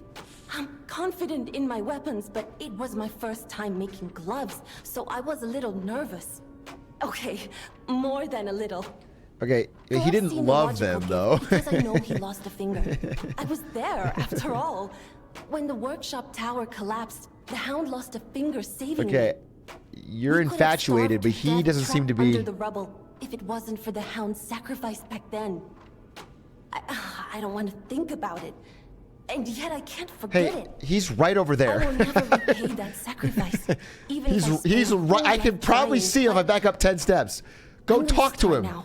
Why am I delivering Thanks. things between you two? I was too shy to give such a gift to him myself. Speaking of gifts, I got something for you. Oh, me? Take it with my Better not be thanks. gloves. Your fucking gloves suck. He told me so. Oops. A fire abrasive. Wow. No, nice. He gets custom gloves, and I get the item you can find on every fucking level 1 enemy. That's really cool, you Jenny. Could you show me that saber? Oh, yes. I recognize it anywhere. This is a saber from the country of the morning. You found this in the barren swamp? That's odd. Is that Japan? Remember or how I what? said my family were weapon experts? One of my earliest memories, maybe a thief stole this from the Grand Exhibition Gallery. With no one claiming ownership, I suppose it's yours. Oh, it's definitely mine. But take good care of it. This weapon carries a little bit of my heritage. Okay. I will use it to kill people, if that's it. I know my way around the world. That's what I'll use it for. 2 dragon sword. Bad ass is what I'll say about that. I will upgrade this, and I'll upgrade it again. And then, pray tell, I will stop there, because I have no more. I wasted them on the fucking umbrella. I didn't know I'd get cooler shit than this fucking umbrella. Fuck. I hate the umbrella, bro. Fucking salamander dagger. All right, well, that's that for today. Gracias, mis amigos. From one Latin king to another. I'll exit. Boop, boop, boop, boop, boop. Yarp. All right, ladies and gentlemen, let's see. It is Get Smarter Saturdays, but we're low on time. We're low on time. So, in the spirit of goodwill, I'm going to change my title to Get Smarter Saturdays. Get an IQ rising guaranteed. Dumb people become Einstein here with the power of YouTube. And we'll watch one video. I think one video has to make us all intelligent. So what video shall it be? What video shall it be? A little wordy? Nope. If anything, it's too short. Rasley G. Cruz, thank you for the 10 months. Elfriser 50, thank you for the 6 months. Sonbeam, thank you for the 17 months. Why does he keep calling himself a donkey when he's clearly the goat? Firm handshakes, sir. Sonbeam, firm handshakes. Well said, sir. I am trying to log in to Muddled, but it is not letting me. There it is. And there it is. Okay. If you guys are typing things in chat, it should. Okay, it just started. So post it now if you haven't posted it. Let's see. SBF is innocent. This isn't a problem. This could be a good one, though I may already know it. Sekiro's Parry, Another Pursuit of Perfection, is a cool title. I'm looking. SBF might be perfect. Let's see. The Appeal of One Piece, Where to Start. This is going to get us all smarter. This is going to turn 3,000 people smarter. Is The Appeal of One Piece, Where to Start. 7 years ago. This is 1 million views. Doctor reacts to House MD quarantine episode. Well, that's going to be the next one, I think. I don't want to watch that. Does private equity own everything? Destiny 2 isn't a video game, it's an addiction. That's fucking true. Cyberpunk 2077 in a world of ads. Is this like all the ads in Cyberpunk? That's a cool idea. I wanted to do that video. But then the game, I didn't like it, so I didn't do it. Ordinary people are evil? Yeah, it was evil to make this video 33 minutes long. I'm not going to fucking... I'm not going to read that. I want to watch the rest of this. I wanted to watch it with chat, but I'm already halfway through, so... I'll recommend it, though. This is financial advice. I recommend watching it. Great video. You didn't like Cyberpunk? I didn't play 2.0. I played the original. Day it came out, and I didn't like it. I felt like it had too many bugs. And I hated how the cops worked.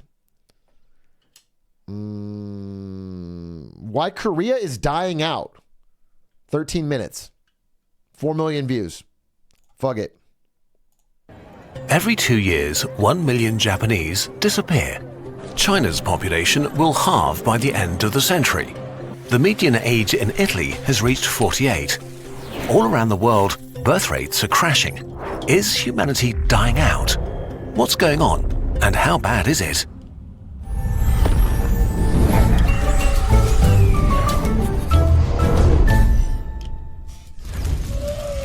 For hundreds of thousands of years, the human population barely grew at all, haunted by disease, famine, and war until the Industrial Revolution. Oh, wait. Is this guy Mr. Anti-React? All right. Well, we won't watch this one. It's corporate propaganda. Well, I mean, maybe in general, but this video is probably true. Birth rates are collapsing all over the world, and Korea and Japan are two of the worst. You're not immune to propaganda. Interesting. Oh, we want to watch this. Oh, 23 minutes. Fuck it. Why games are too big? We wanted to watch this. Let's watch it. Fuck it.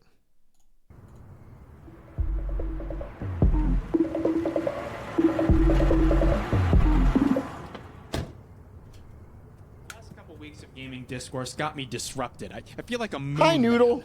It's old news by now, but you've heard the discourse, right? Baldur's Gate 3 comes out, game of a year. Yeah. Praised by players, critics, and most developers for its everything.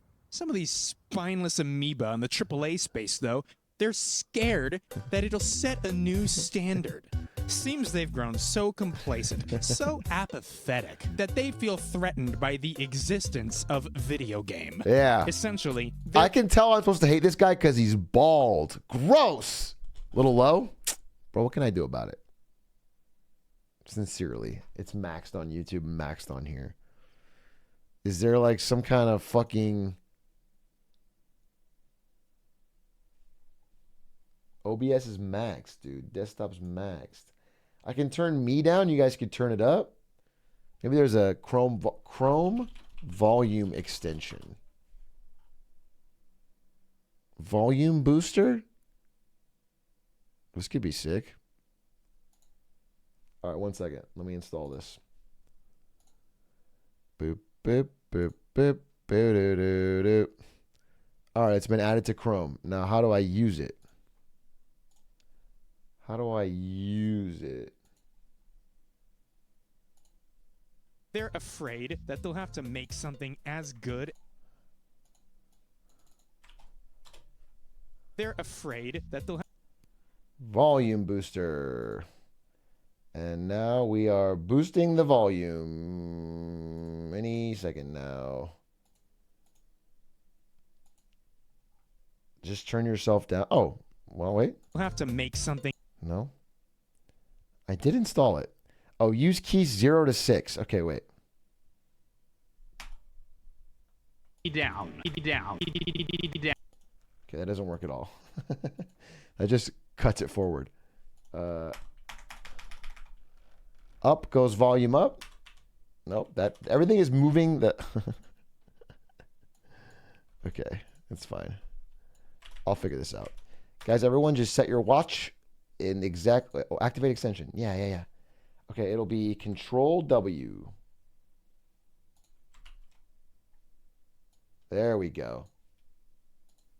What a crazy thing for developers to say. Almost unbelievable, one might add. The gaming community at large has been eating itself alive, like the sweatiest of video game. Okay. Essentially, they're... So where we are, we're talking about Baldur's Gate 3. This guy is the sweaty gamer nerd, bald, neckbeard, cringe, who is saying that Baldur's Gate is setting a new standard and everyone else is sad about it. Okay. afraid that they'll have to make something as good as Baldur's Gate 3. What a crazy thing for developers to say. Almost unbelievable, one might add. The gaming community at large has been eating itself alive.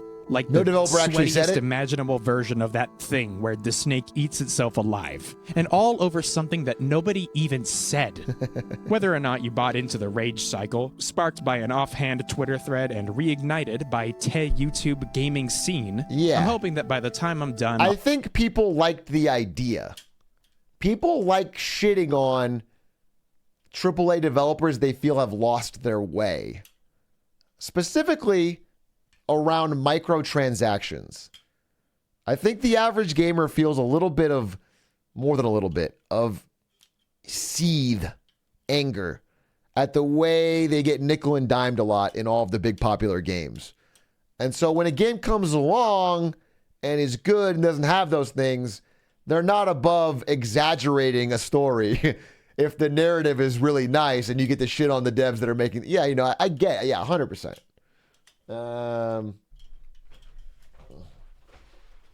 Thank God for Genshin Impact. Yeah, amen, brother. But you know, I think it's probably not based in reality on what they actually say. It's probably a misinterpretation, but it is coming from a real place. I think it's coming from a real place. I think people are hyping up something that's not there for a reason, not like misunderstanding. I'll have changed your mind a bit on where the industry's gone wrong lately. I don't want to focus too much on Nelson, the dude behind the original thread. God knows he's had enough death threats and diapers flung his way already. I'm sure. Instead, I want to focus solely on what he said, what he didn't say, and hopefully find some common ground. Perchance, even. Perchance. Baldur's Gate 3 is a massive game. It is insanely huge. And that's really cool. It's amazing what Larian, the studio behind the game, managed to accomplish, and they deserve the praise they're getting. Now, of course, not everyone in the industry can make games as earth-shittingly... I'm going to be honest. Maybe it's a spicy take. I know so few people who've beaten it. And that says something, right? I don't know what it says. They all played it, and they all love it. But most people that I know that played it haven't beaten it. Some of them are still plugging away. Actually, this friend of ours, Ling, she's still playing it. She plays all the time, but she hasn't beaten it. I'm not too good for Baldur's Gate 3. I just, because I play many games, at least partially for content, I don't, it's just a tough game to play solo on stream.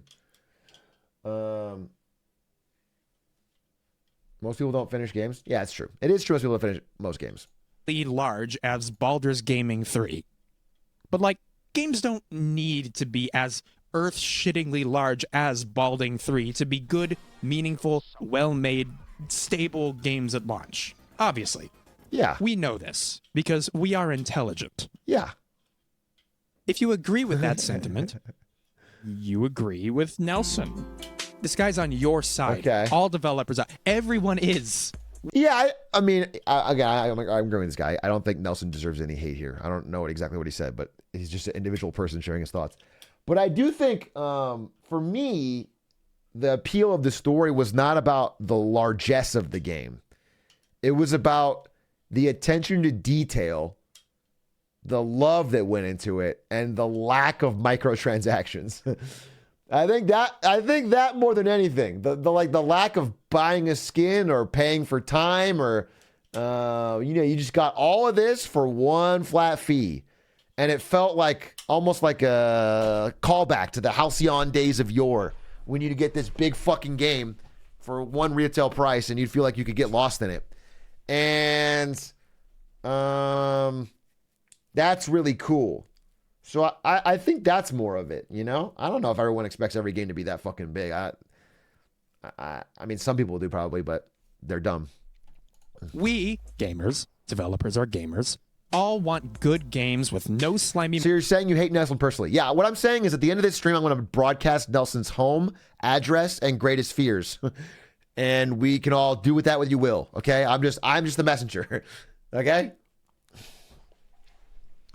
That was my goal. Monetization made sustainably by talented people. This is why he chose to write a thread about a concerning trend that he noticed.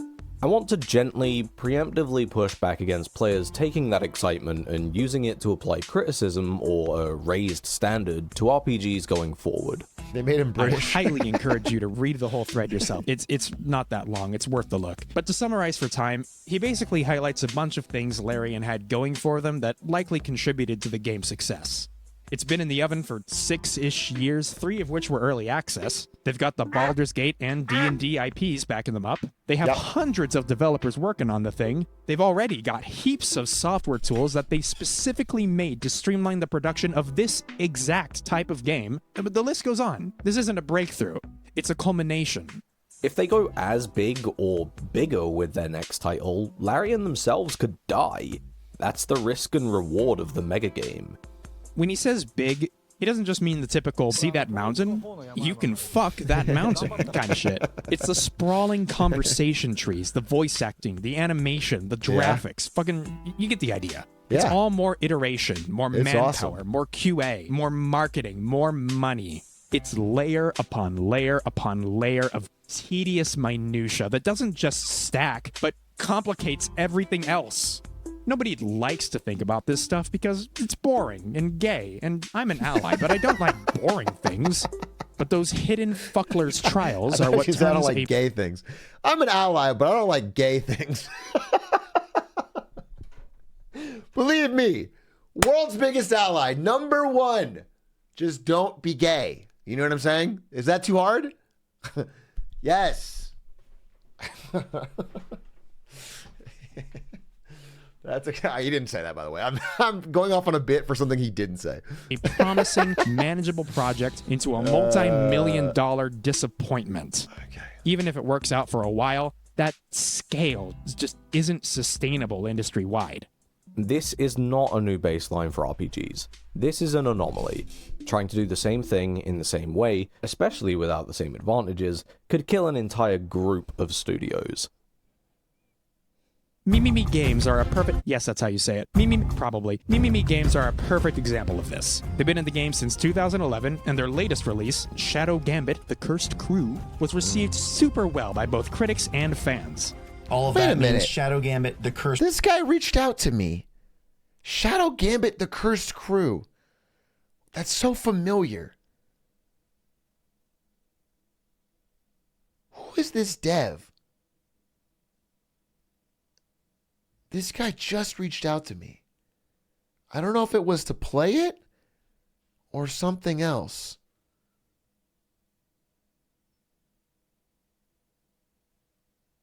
I forgot. I need to check my DMs. That's a reminder. What's going on the board? I made a dot. That dot will remind me. Cursed Crew sets sail as perhaps the finest stealth tactics game ever made, charting a course for the genre's future that's brighter than ever. The studio shut down. Oh no. Please, celebrate the achievement represented by Baldur's Gate. Oh no! Oh no! Did I actually get a fucking DM from this guy? What would his name be on Twitter? Me. It was a person. It wasn't me. It was like a... Oh, I'll never find it. I won't find it. Damn. 3.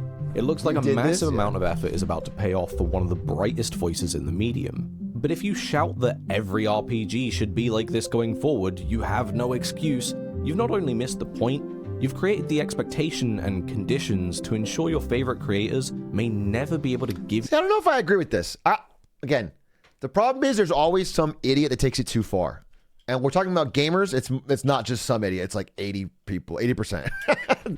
But I think, you know, in the spirit of a respectful defense to this, I think most people, if they said something like that, are speaking in the context of AAA studios. Nobody's expecting, you know, the people that made... I'm trying to think of an indie game, like Bastion or whatever, to do the same scale. Like, I don't know, if you made a Cops and Robbers game, nobody expects GTA from your indie. But if Rockstar made an RPG and it was way shittier than Baldur's Gate, People have the right to be like.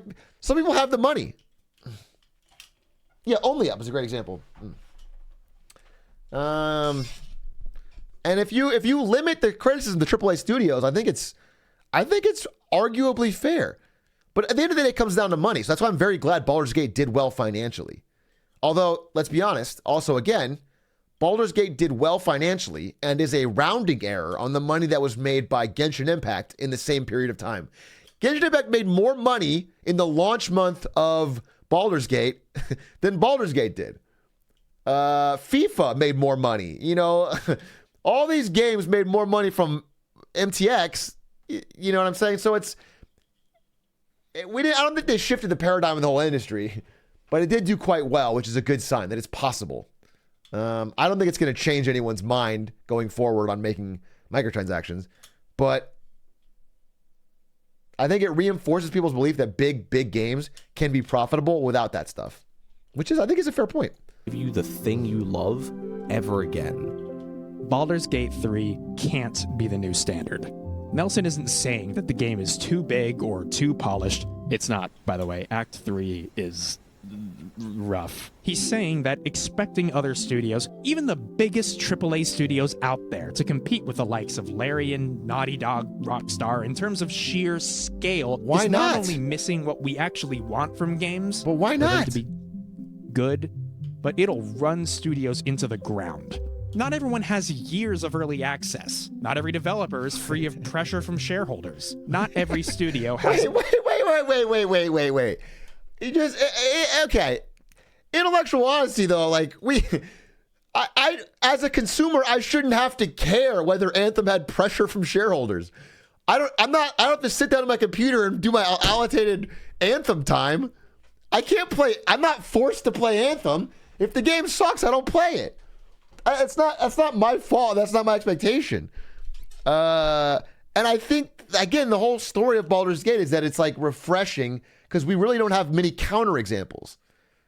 You know, if you're like, you know, a lot of times they'll say we have to do this. That's the other thing. It's like this video is only talking about the largesse, which I think is a small part of it. I think the biggest part to me is microtransactions. But again, that's me. I'm also about me. And again, I know that people are assholes. I'm also saying I think he's responding to a large group of idiots online and rightfully dressing them down. But I do think, like, to ignore the point, I don't know.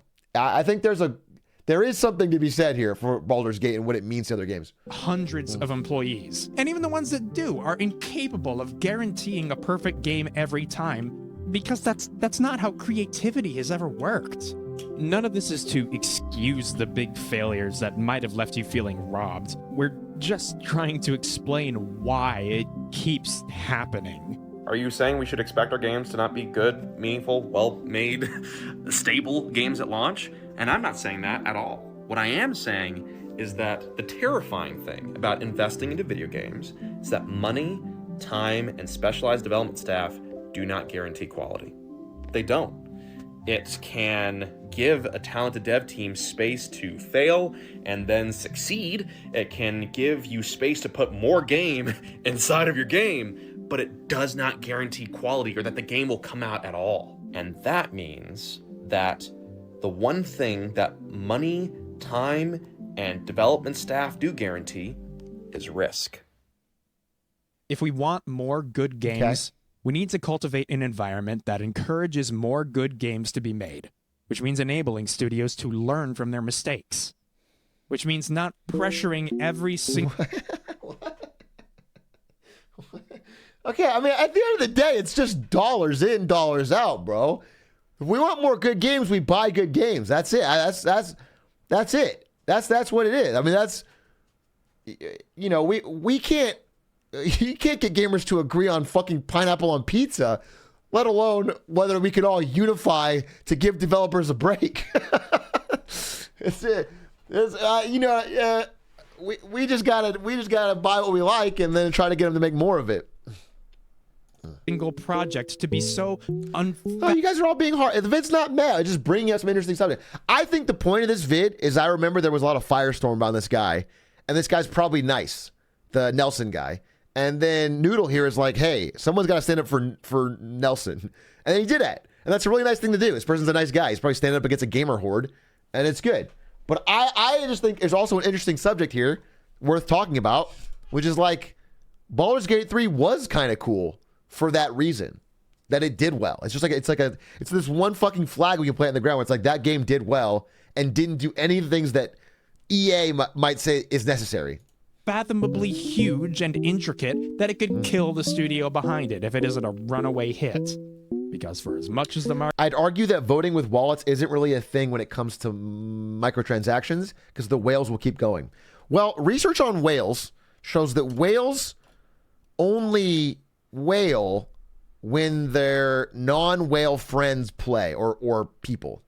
The game has to have a lot of non-whale users so the whale can feel like a big, powerful whale. Whale. So, like, if everyone else leaves and the whale's alone, they won't spend money. Which is why the free-to-play with microtransaction model, it works so well. Because a lot of people will play because it's free, and then a few people will spend a lot, and then the entire game is built around that. Like, Riot has almost completely pivoted their games to a whale model. TFT, Valorant, they're all doing, like, it's like $100 plus skins now. Don't they have, like, these ultimate super skins? I know TFT just added like a fucking incredibly rare super gamble $500 skin. Like they're sort of realizing the entire model is like the few guys in the squad, or not whatever guys, few guys gender neutral, in the squad that are whales, that want to flex, that want to have, and they're just spending way more money than necessary. So yeah, $200 gin chroma, yeah. Basically things for people that want super exclusive shit that has to cost a lot of money. They want ultimate flex items. And so that's where that model works, and that can be frustrating for other people who are trying to escape the constant monetization or the threat of monetization or the feeling like that you don't have enough because you're not putting money in the game. And that again, that's getting the beauty of Baldur's Gate. Marketing would have you believe otherwise. Big is not synonymous with good. That is what Nelson was getting at. If the industry continues to push for gigantic scales of game, regardless of circumstance, we're just going to keep getting more bloated, botched, predatory, uncreative, unfulfilling junk food train wrecks year. This is true. I think not the whole original point. But also I think it's like you almost don't even need to say it because I don't think there's a world where an amazing game comes out, like a truly fun, great, like a Portal comes out and everyone goes, oh, it's not big enough. I can't play this. I know it got 10 out of 10 on all the review sites. It's amazing, but it's not big enough. I don't think that. I don't think it's a fictional person. I don't think anyone says that. I don't think that's a real person. I can't walk to the mountain Madge. People come on my game like all the time. Maybe you're right. Maybe there's people that wouldn't play Portal because it's not long enough. But if they did play it, I could play about Game Link. That's different, right? Because then they already bought it and played it. Happened with Jedi Survivor. Wasn't Jedi Survivor too big? Wasn't Jedi Survivor a messy? Like the first one was amazing because it was tight, and they made the second one too big. What did Rasputin say? I value his thoughts. User Rasputin. He said, Atrioc, your point is astute and wise. I agree with it wholeheartedly. Oh, thanks.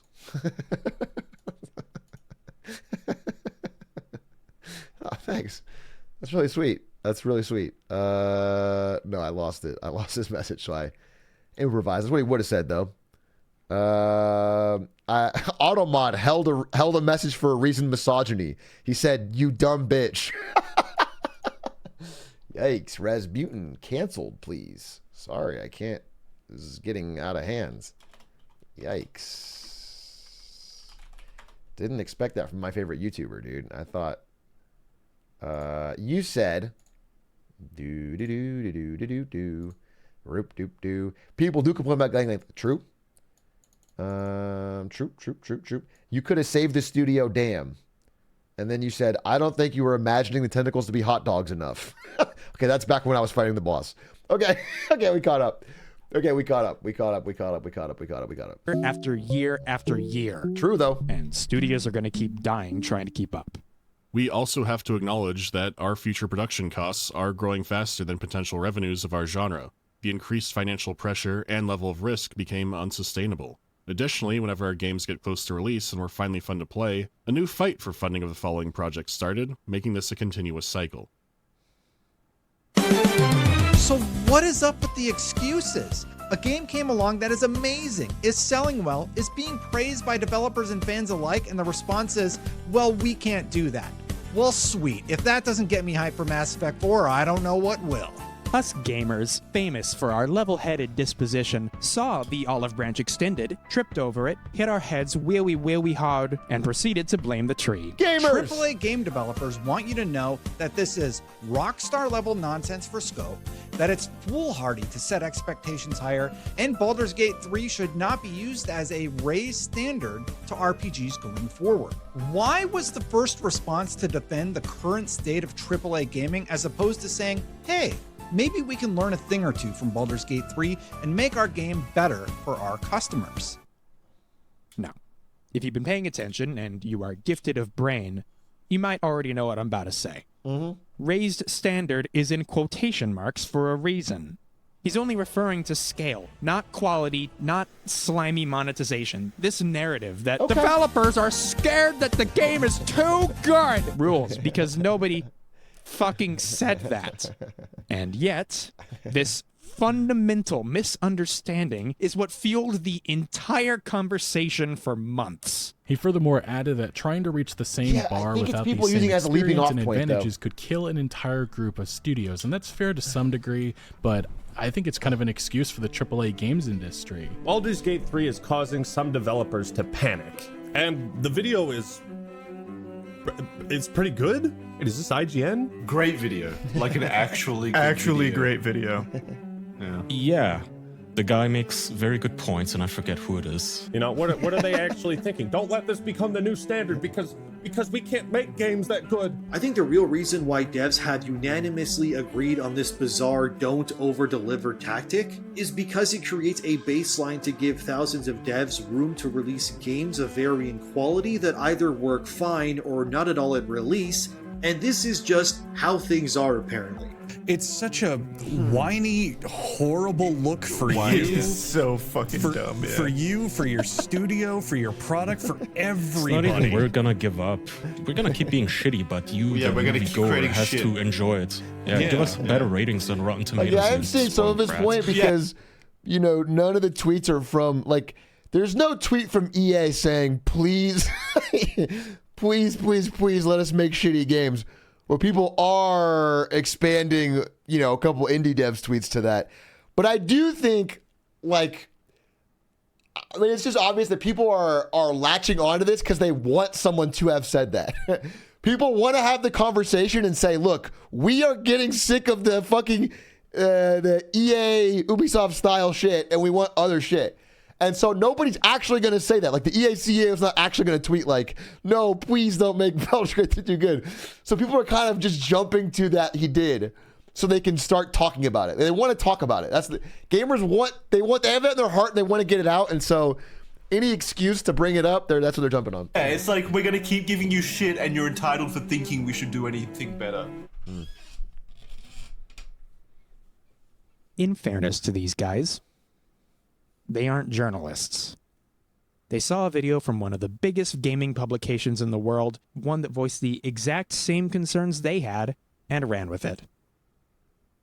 One could make the argument that one should do more research before spreading misinformation to millions of people, but not me. I would never talk shit on the influencer. I do not expect anyone who isn't in the industry to already have the context required to identify the source of problems with the current system. But you need that context to contribute in a meaningful way. I'm sorry, you just do. And Destin, on behalf of IGN, is in the industry. What really clips my mic is how he goes out of his way to defend his own lack of understanding in the name of consumerism. Xavier's tweet was well-intentioned, and he went on to add a lot of important context, but I think it misses the perspective of the consumer. We don't know anything about game design or how hard it is. I guess you can lead a dog to chocolate, but you can't stop it from shitting blood in the kitchen later. You know what I mean. Listen, the issue was never that people are identifying problems with Fartbox Terra games. The issue is that without deeper insight, we're liable to attack each other for no reason and throw diapers at straw men, rather than having a productive conversation about how we actually got here, and listening, not talking past one another. Imagine! Am I in the wrong for not wanting microtransactions? Okay, I mean, I get it. I think this guy has a bright spirit, and I think he believes in a noble humanity. But I don't ever expect all gamers to have a nice conversation. You know, like that's not gonna happen. No, it's because it's not bad. You guys are haters, bro. I like this video. I like his thought. I just want to be honest. Like, I think he's hoping for something that's an extra level. Like, hoping for all gamers online. What I would hope for is we could all set a standard of, like, you know, if gamers are going to be dumb and have opinions, whatever, fine. Everyone's allowed to have their opinion. Just don't harass a single developer, indie dev, posting their thoughts online about Baldur's Gate. And I assume that happened. Some fucking idiot out there gave that guy a death threat because he said Baldur's Gate 3 or what. That's the only thing. If we could just shun those people and make that bad, that's all I think I mean, everything else, you know, people are going to have opinions all over the place. And I do think, like, you know, based on this logic, you almost have to wait for an actual AAA dev to say exactly the wrong thing so we can start the conversation. People just want to talk about it. People are just mad about it, want to talk about it. Again, every year, the monetization becomes more and more, like the whale targeting becomes more and more pervasive because it's just the best way to make money. It's just the best way to make money. It's like they figured out that, you know, Katarina is OP. And now every year that goes by, we're seeing more and more Katarinas mid. and now it's like Katarina versus Katarina every game. You know, that's we're seeing that over and over. And now people are getting kind of tired of it. That's what I'm saying. They're asking for a patch. And Baldur's Gate 3 was kind of like that. It was like someone found a meta-breaking thing. And a stable video game at launch? Are you saying we should expect our games to not be good, meaningful, well-made, stable games at launch? And I'm not saying that at all. There are some developers who have pushed back on this video in particular, citing a bunch of smart things that I will mindlessly regurgitate shortly. But that conversation happened mostly on Twitter between developers, while gamers at large seem to be circling the drain. Look, you're all very pretty today. I'm not here to call anyone who covered this mess stupid or malicious. Cringe cometh before the growth. We're only gamers. True. My only real beef is with this willful, defensive ignorance. I'm not trying to stir the pot, but, like, devs were harassed and sent death threats over this. There's a responsibility to do the bare minimum in terms of research and thought before spreading just misinformation. I'm going to say something bold. I don't even think you have to do research. I just think you don't send someone a death threat. Don't even do the bare minimum research. Just don't do any research at all, and then just don't send the death threat. That's my. I'm gonna save everyone time. Don't even check to see if that's the right thing. Just don't do it. That's what I would say. Information to millions of people, especially when you're employed as a journalist at IGN. Who got some death threats? What do I know? I'm assuming I'm just a YouTuber. The Nelson, the original indie dev. Don't rush off. When we get back, I'll do an awesome backflip here on the Rational. Can I talk about how the Shrek game for the Xbox 360 set a standard that other games can't live up to? Is it too soon to say that, like, it's not fair to some of these games? because I mean, like, the characters were just too attractive. Humpty and Shrek, and it's distracting, and no other character can match that level of fidelity, that level of fucking ogre power. Consumer. Can't find nothing to watch? Scrolling through Prime from night till morn? Stop it. Stop. Stop. Not kidding. Stop. PIA has a better way. The highly rated, open source, cruelty-free VPN. What's a VPN? Oh, Jesus, sorry. I thought you were Ray William Jones. mistaken, ask your parents before going online. PIA VPN. Wow, that's actually a really well-made ad. Holy fuck. He's even got the... That's cool. PIA VPN, check it out. I'll do the backflip later. Sorry. I gotta take care of this. Sorry. So what about everything else? I think it's safe to say that a lot of the rage of the modern gamer comes from a more general dissatisfaction with where we are as an industry right now. He's spitting. A lesser YouTuber might ask, are gamers all just entitled moon-brained cringe-maxing plankton who miss when mommy bought them Uncrustables at Sam's Club? Nothing wrong with that. Of course not. That would be so embarrassing. There's got to be something deeper to all this. So if it's not lazy, greedy developers, and it's not nostalgia-poisoned man-children, then what is it? Why are so many big games these days overpromising and under-delivering? Why can't every $70 game just lay fucking awesome fruit physics? Tragically, the subject is nuanced. There's no simple answer. There's no objectively correct answer. I'm sure as fuck not an expert, and if I wanted to, I could write a PhD thesis trying to answer the question. But I dropped out, so we're going to keep things broad. Okay. We are sack deep in speculative territory here, but based on what I've learned from developers through the past few years of talking to them, ingesting a dome-expanding number of GDC talks, and stalking their home. I've been listening to a lot of GDC talks lately, too.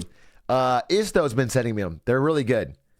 GDC is probably the best conference I've seen. I've actually did quite a few conferences in for marketing and for live streaming when I was at Twitch, and they mostly sucked. And GDC's like consistently got some bangers every year, and you can watch them all online, and they're actually really smart. A sort of dark and twisted pipeline, a cause and effect that continually manifests worse and worse conditions for developers. Firstly, I don't know if you know this, but corporations don't actually give a shit about you. I know, I'm sorry. I didn't want to be the one to tell you this. I'm sorry. The Mickey Mouse isn't real. There's actually a guy in there. These publishers are publicly traded companies. Mickey is, by law, obligated to grow and accrue capital above all else. It's so funny to me when people just suggest that, we just got to tell people what we want. We got to tell the companies. I implore AAA devs to look at these games that are being celebrated and look at your pipeline to see why the consumer is getting frustrated about the experience I outline in this video. People talk like the guys in charge of monetization at Blizzard right now have no idea they've pissed off gamers. Like if you walked up to their office right now, they'd be like, oh, what? I thought they loved buying the season pass by mistake. What? Oh man, we fucked up. Oh, like no, dude, they know exactly what they're doing. Here's the real bastard of it though. Yeah. These kinds of guy, not the ones making the floor textures, but the ones in charge of things like monetization strategy, they wouldn't be able to keep... Okay. It's true that the guy designing the fucking dark pattern knows that that's not going to be popular. But I think these studios have been surprised when some of their big hyped IP flops or doesn't do as well or dies soon after release. They're not... They thought what they had would do better. And gamers are not responding to it the same way. And yeah, I think, ideally we're hoping for, again, that comes back to, I think, the exciting part of Baldur's Gate 3 was that it made money. I think if Baldur's Gate 3 flopped, this is such a different conversation. It's not like, hey, this did so well, look at it, and do more like that. It's like, it's possible to make money and do it this way, so your excuses no longer apply. I think executive surprise. Yeah, I think devs usually know this shit. Actually, there's an amazing, if you're ever interested in game dev or like the downfall of internal politics that lead to disaster, there's an amazing long form interviews and breakdowns of what happened inside EA or BioWare during the creation of Anthem. It's amazing. It's actually so fucking interesting to read. Take some time, read it. It just step by step how that game was fucking originally such a cool idea that fell to shit is insane. It's really good.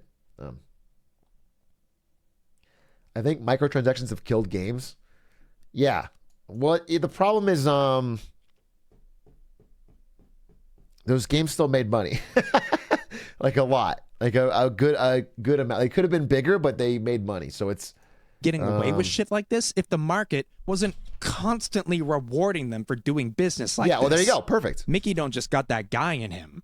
That guy in him got that Mickey in him. So true. The reason Mickey talks like this behind closed doors. I'll leave the morality of it out of the talk. We can watched discuss this. it if we have time later. We made a video on this. You see the goblin going with his clocks, tick-tock. I'll take it away from you. I'll take it away from you. This is a brilliant way to get more. People to spend more. I'm going to take away your chance to sub. Tick-tock. Tick-tock. If you don't sub soon, I'll take away your chance. Tick-tock. The clock is ticking. Uh-oh. You better move quickly. I'm going to snatch it away. Oh, thank you for the prime. gfuel.com. MS Badger, thank you for the 4 months. Dang Tick Live, thank you for the prime. Dr. Fancy Pants, thank you for the prime. Kanye's Feet, thank you for the prime. Wow. To really hook it down, we need to ask people to do something for us, do a little bit of work, because then they become emotionally attached to that. Aside from the fact that he is a scumfuck homunculus, is because he exists in a system that encourages him to think like this. This isn't what you'd call an ideal landscape for games to be made in, but it's basically the only one that exists right now. Yeah. This is what happens when we vote with our wallets. The votes are in. The diapers have been counted. Huge publishers are reporting record profits right now. Money talks. And boy, are we fucking loud. Speaking of agony, there's also the matter of how we interact with advertising. We love it. If you're gamers, you'll know how much the gamer loves his marketing. We reminisce over commercials, we get hyped for marketing campaigns. We love being advertised to. Gamers do love people. It is true that, like, even though they get angry, a gamer would prefer you promise the fucking moon and underdeliver and they get mad than for you to not tell them that it's going to fill their hole in the soul. Gamers want you to tell them that it's going to be the soul filler. It's going to be great. It's going to be amazing. It's going to do everything you think it can do. It's going to be immersive. It's going to take you away from real life. And then they get hyped for it. They get excited for it. And what's more important is when you do that, some percentage of the population becomes defenders of your game. They get attached emotionally. And now the game's not even out and they're angry at low reviews. They haven't even played it and they're mad at 7s. You're a fucking idiot for this 7. You're a fucking idiot for this 8. And I haven't even played it yet, but I'm attached to the marketing. And I'm on Twitter and I'm mad at anyone who doesn't agree it's going to be good. And I'm on Reddit saying, I love this game. And then once the game comes out, even if the game's bad at that point, I will defend it for the next month. It takes me a while to even get deprogrammed. There was people hardcore defending Cyberpunk for the first month saying, like, 0 flaws. But now that it's better and they've made things, it doesn't make any sense. You know, so it is rewarded by the gamers at the end of the day. All of these behaviors.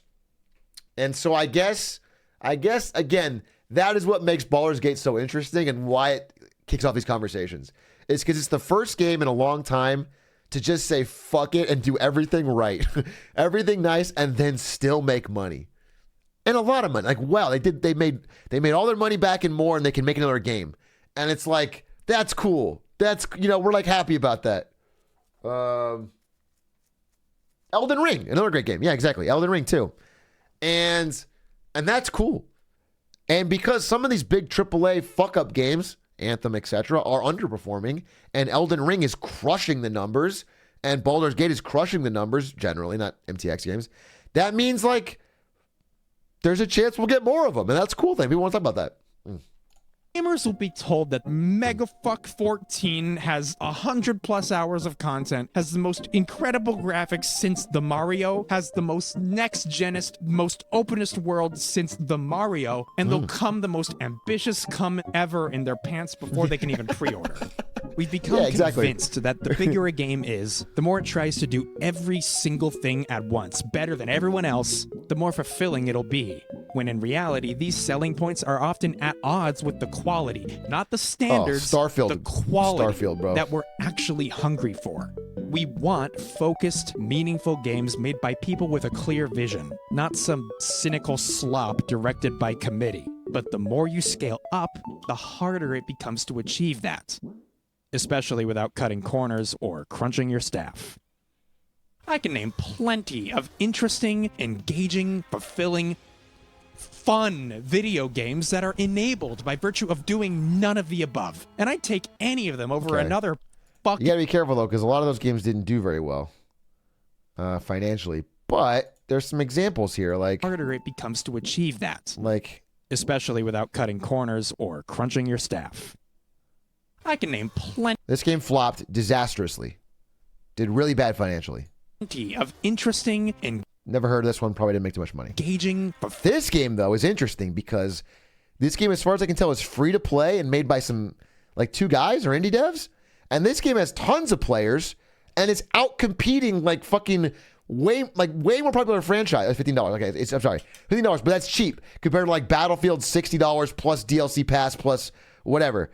Yeah, this game is like they gave you a lot for a little, and they're getting rewarded. Tons of players are coming in, they're enjoying it, drop in, drop out, focus on the core gameplay loop, not all the extra bullshit. And this game's doing really well. I think there's a big story in game day, like, you know, similarly. So, I don't know. I think there's a larger story of like the Empire, the Rebels striking back or something. It feels like we had an era of, you know, it's despair, and now like all these new plants are growing through the cracks in the sidewalk, and people are finding ways around that system, and gamers are finding shit that they can like. I mean, I think it's good, except for the 40% of the population that's hooked on Genshin Impact till they die. Genshin Impact has some people hooked forever, and they're going to make money forever. But there's people that can find alternate routes. Filling fun video games that are enabled by virtue of doing none of the above. And I'd take any of them over another fucking Far Cry. We've been conditioned to want things that don't actually make games better. And because of that, all developers, indie and AAA, are stuck trying to compete against or outdo this imaginary idea of the perfect biggest game ever, regardless of whether that's what the actual game or the studio really needs. We almost didn't get Baldur's Gate 3.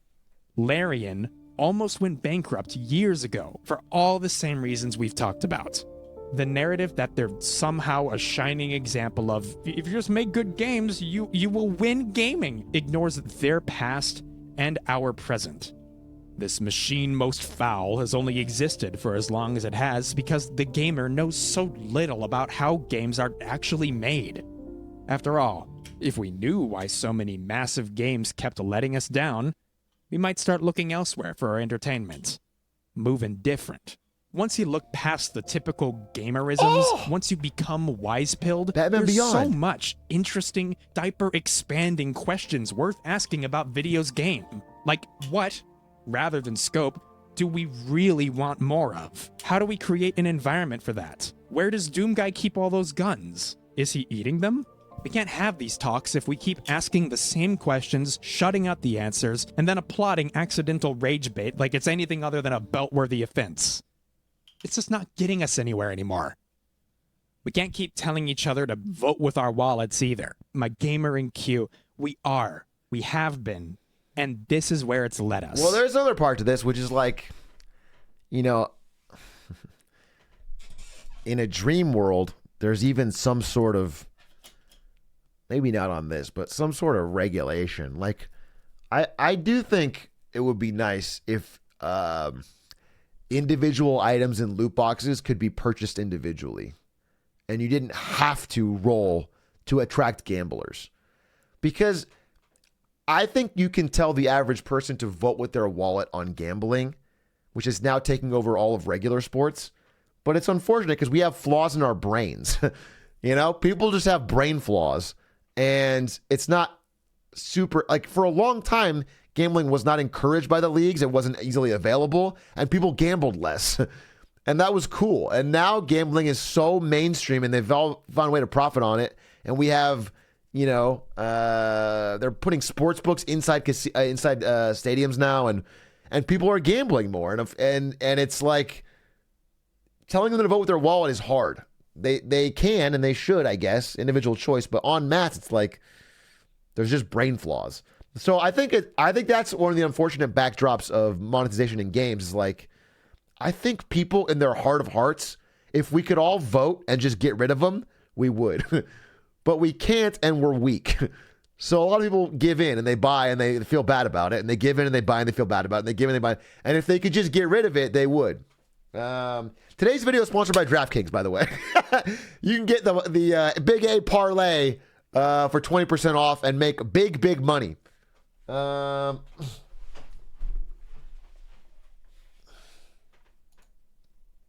You wouldn't keep seeing shit like this in games if it didn't keep working. Knowing is half the battle. Also, this didn't work, just to be clear. Gamers did make a stand on one point, and it was NFT games. They just didn't do them. They've all basically flopped. There's not a lot of money in it, and most of them are getting canceled, and gamers did collectively agree that NFTs were a step play to earn was a step too far, at least for now. We'll see if it didn't keep working. Knowing is half the battle, and battle is half the royale. Like Nelson said, you can't separate a game from the process used to build it, and so the more you know about the process, the more you can contribute to a conversation that actually matters, rather than the one we've been having.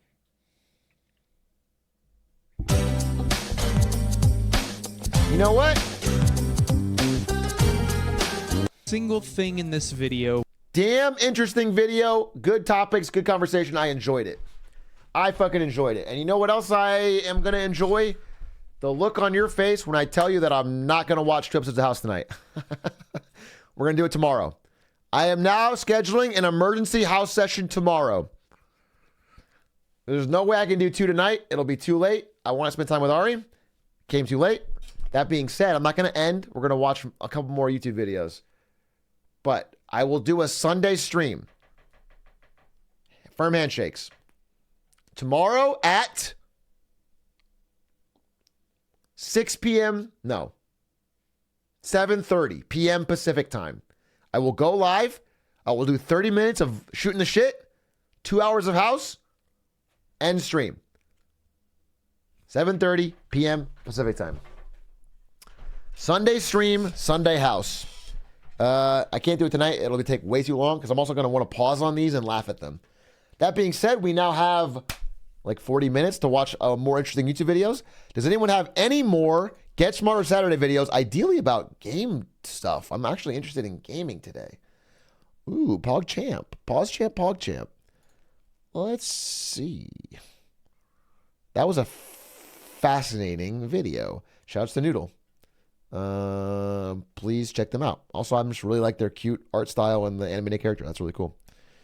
Let's see. I think I lost my website. Fuck.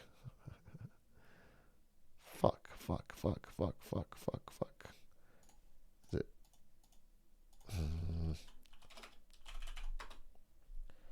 I'm going to click a random link from chat and we're going to watch that. Various pop songs taking... No shot I'm watching that. 25-minute video about different pop songs in video games? Bro. Connected. Okay, let's see. The $2 million Steam heist could be interesting. How games work. How games represent work is interesting. Modern gaming, 1.5 million views. It's over. Maybe alternate take? Alternate take about modern gaming?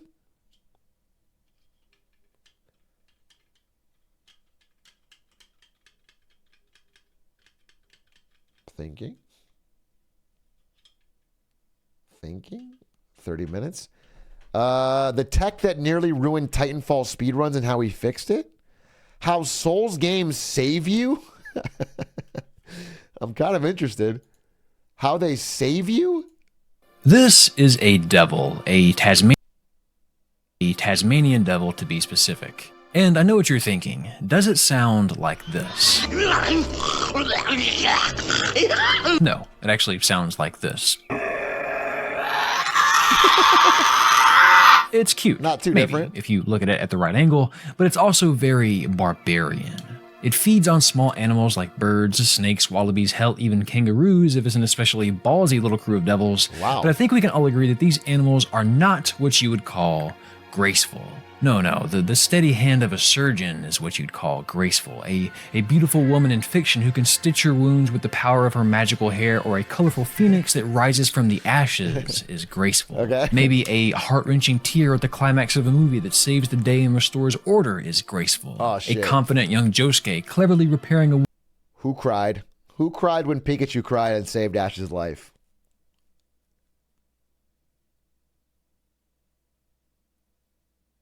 Because I did. In the theater. 1999. Bawling. And then again in 2023, last week when I rewatched it. Crying. Fucking crazy tears, bro. Saves the day and restores order is graceful. A confident young Josuke cleverly repairing a wound just as quickly as he inflicts it is graceful, elegant even. Okay. Healers in games are stereotypically kind, affectionate, and soft-spoken. Let's get to that point, with though. a few rare exceptions, those in stories that serve the purpose of mending that which is broken are full of that which they give. Grace. Graceful both in mannerism and... I feel like this is a classic YouTube trick of showing clips of things people like. So the audience pog champs and gets hooked. This is, but he's really extending it.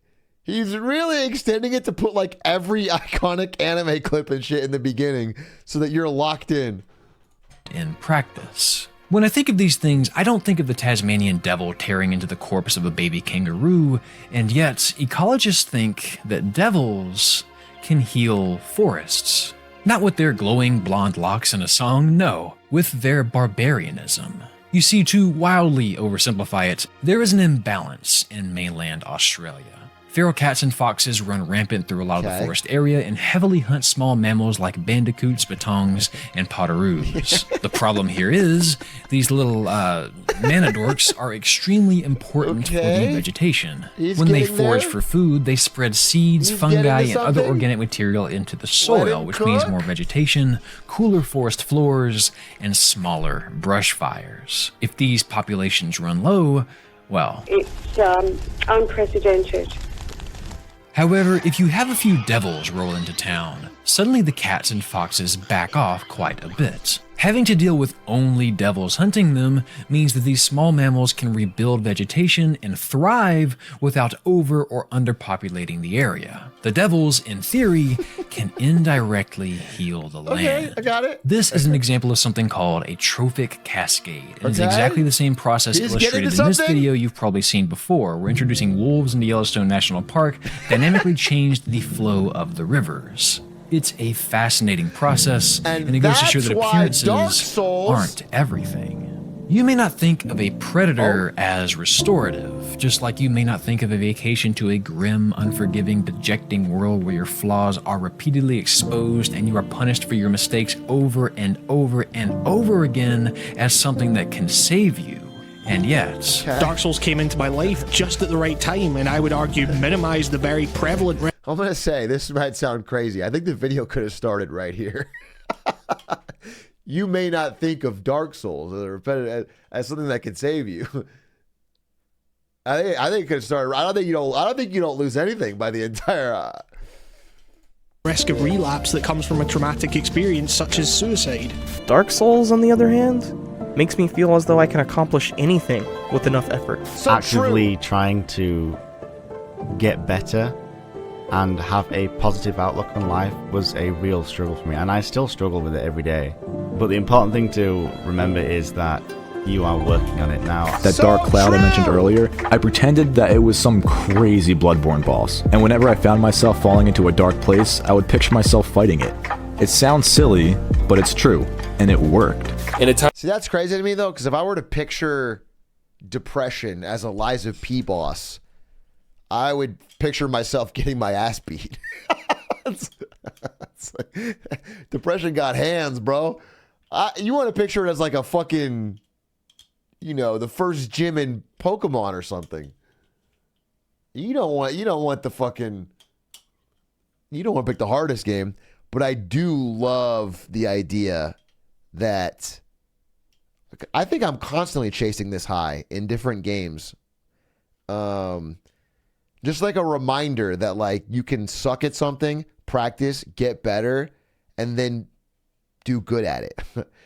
And I think constantly being reminded of that is so like constantly reminding your brain that like you can do this is good for all aspects of life. And I don't know, it helps me in real life for sure. Like when I first started climbing, I fucking couldn't do shit. And now I've been doing it regularly and now I'm doing better. I did one today I couldn't do before. And like, I think I like chasing that in games and in other things. It's just it's a rewarding circle in your brain where you suck, practice, get better, and you see progress. Time where I was super depressed and I didn't have any direction, and all my friends that I had were in college and I was barely making any money, and as kind of stupid as it sounds, it made me feel like I had some sense of purpose.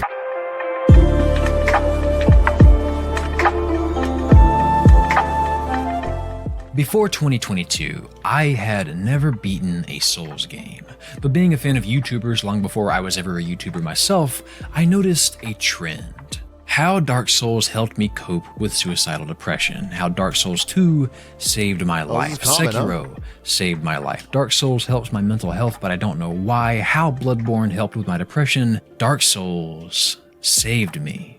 Prior to ever beating one of these games myself, I saw a lot of lamenting about Souls games, controversy over the difficulty, whether there should be an easy mode, talk of them being masterpieces, lots of use of the phrase, "Thank you, Dark Souls." But the theme that constantly intrigued me the most was people who reported being genuinely changed for the better for having played it, even going as far as to say that it saved their life or helped lift them out of a depression. You know, we have the journeys of the world, the Life is Strange series, Grease, Before Your Eyes. When I picture games that change people's lives and deliver them to a better place mentally, I don't picture this. And you may not either.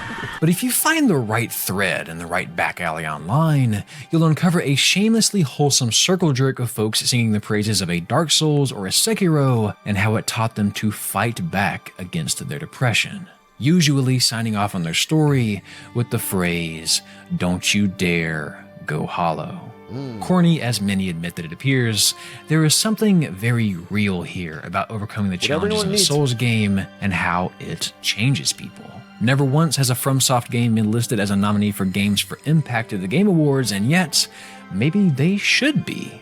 Devils heal forests, and it would seem that Souls games heal souls.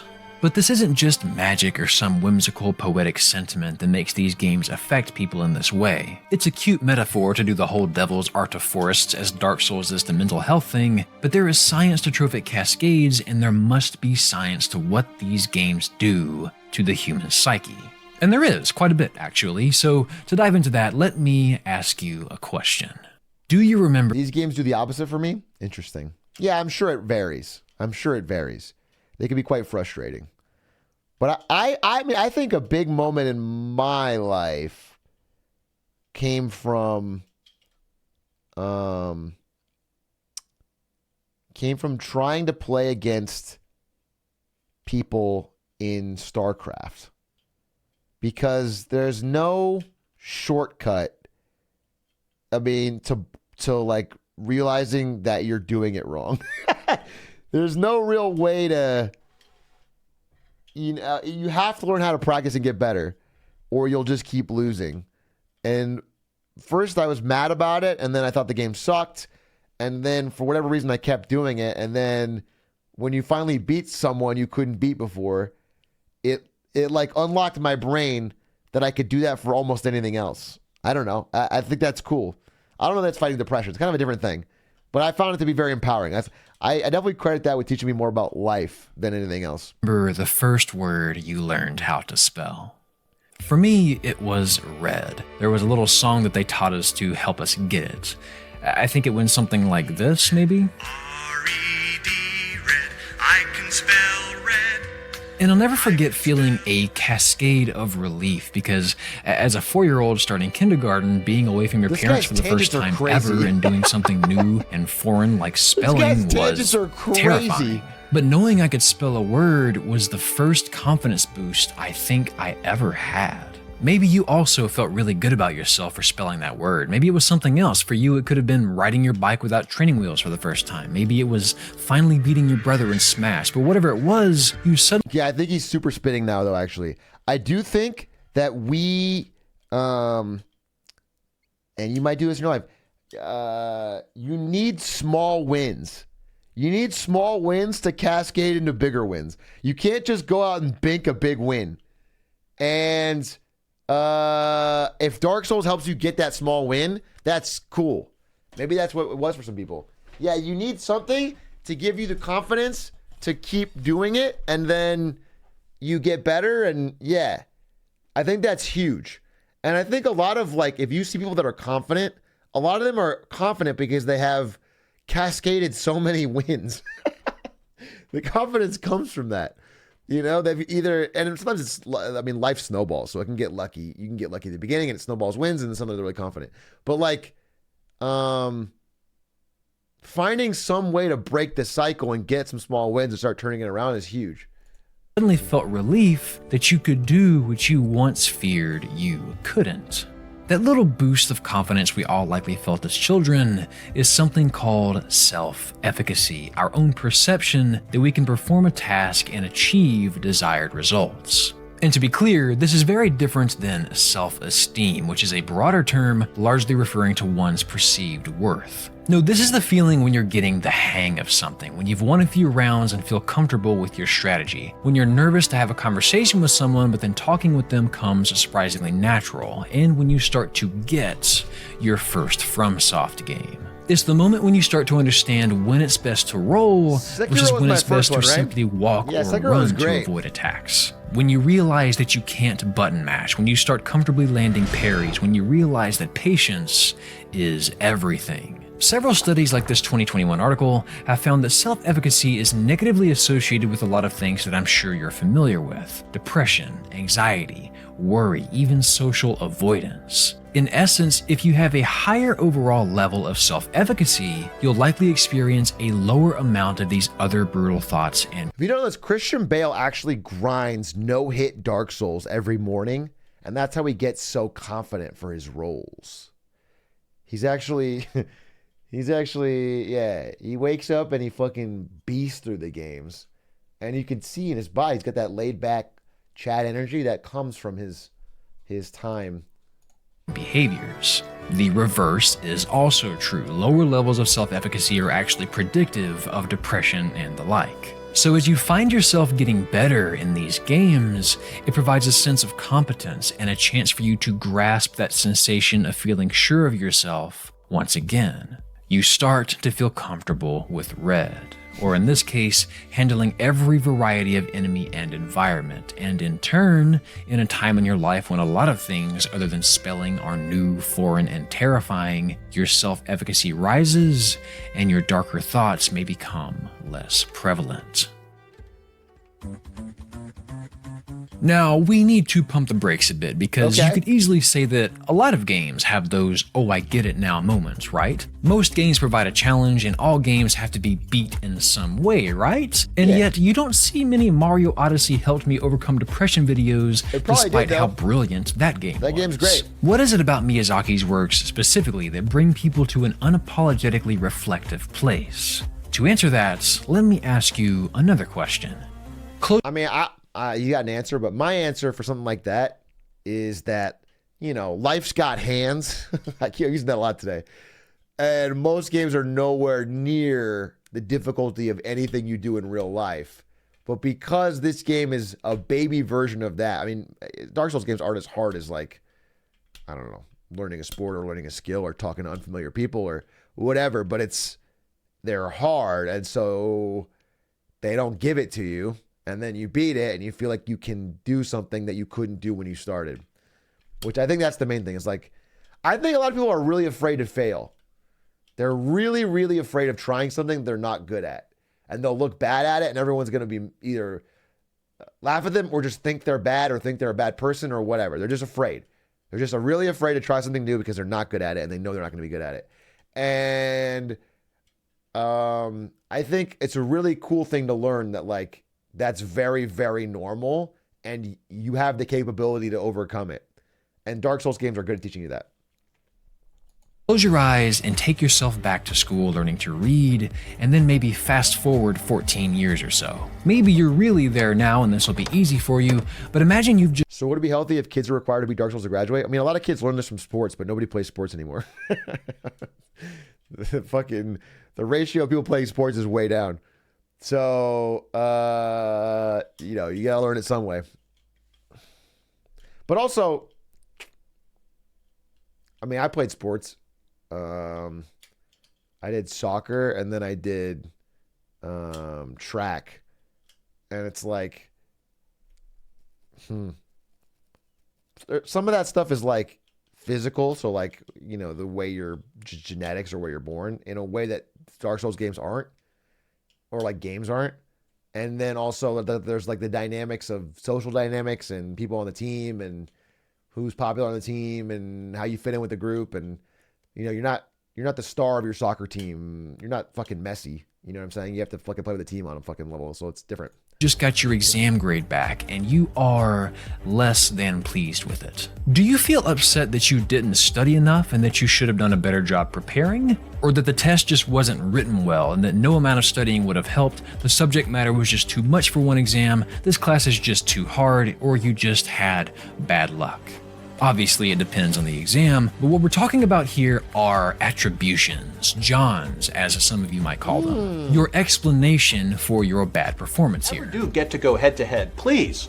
No Johns. The difference in these two cases is whether your excuse for this is internal in that you personally accepted responsibility, or external in that you blamed the outcome on the outside world. This is something that psychologists refer to as a locus of control. Do you blame yourself for things that happen to you, or your circumstances? Was it a lack of skill or a lack of luck that shackled you to this shitty grade? Now, I don't want you to hyper-focus on what your answer was. I know that the internal locus seems more admirable here, but if you had a bad grade due to an error with the answer key, or the exam mistakenly had material on it that wasn't covered in class and the instructor is planning to reimburse everyone for those points, then suddenly the dude with the internal locus is beating themselves. If you don't bring your own spare Scantron machine, so the teacher has an extra in case the first one's not working, then it's your fault. You need to think about your own solution here and bring all the tools they need so that any mistake is on you. Up over nothing. Not everything in life is in your control, and because of this, neither locus is inherently good or bad. It's situational. Elo hell definition. I'm sure you can imagine all the ways your locus of control can affect excuses for failure, so let me ask you the same question as before, but this time, let's say you did really, really well on this exam. It's an A, a high A. Is your locus internal or external now? Do you give yourself credit for that grade, or do you call it luck, say we take those, or even just assume that the test must have been easy? Albert Bandura, the psychologist who originally proposed self-efficacy in 1997, posits that efficacy is developed from 4 sources: vicarious experience, verbal persuasion, affective states, and mastery experiences. That last one being the most prevalent source. Mastery experiences are exactly what they sound like, seeing for yourself that you have mastered something. Proving to yourself that you can spell red is a mastery experience, as is riding your bike with no training wheels, or finally beating Ornstein and Smo. They are the most effective source because they provide real, tangible evidence that you can do it. Pep talks are nice, watching someone else do it is nice, but doing it yourself is proof that you've got this. Usually. The caveat here is locus of control, because you very well could do well on that exam, but then discount it as luck or the exam simply not being that tough. And studies like this 2016 analysis on self-efficacy for computer software show that this is often the case. I feel like I get small dubs, but then I get too comfortable with small ones, so I never try big ones. Please fix me. It's kind of a vague question. It sounds like you're on the right track, though. I wouldn't worry too much. You know, step by step. But if you are like extremely...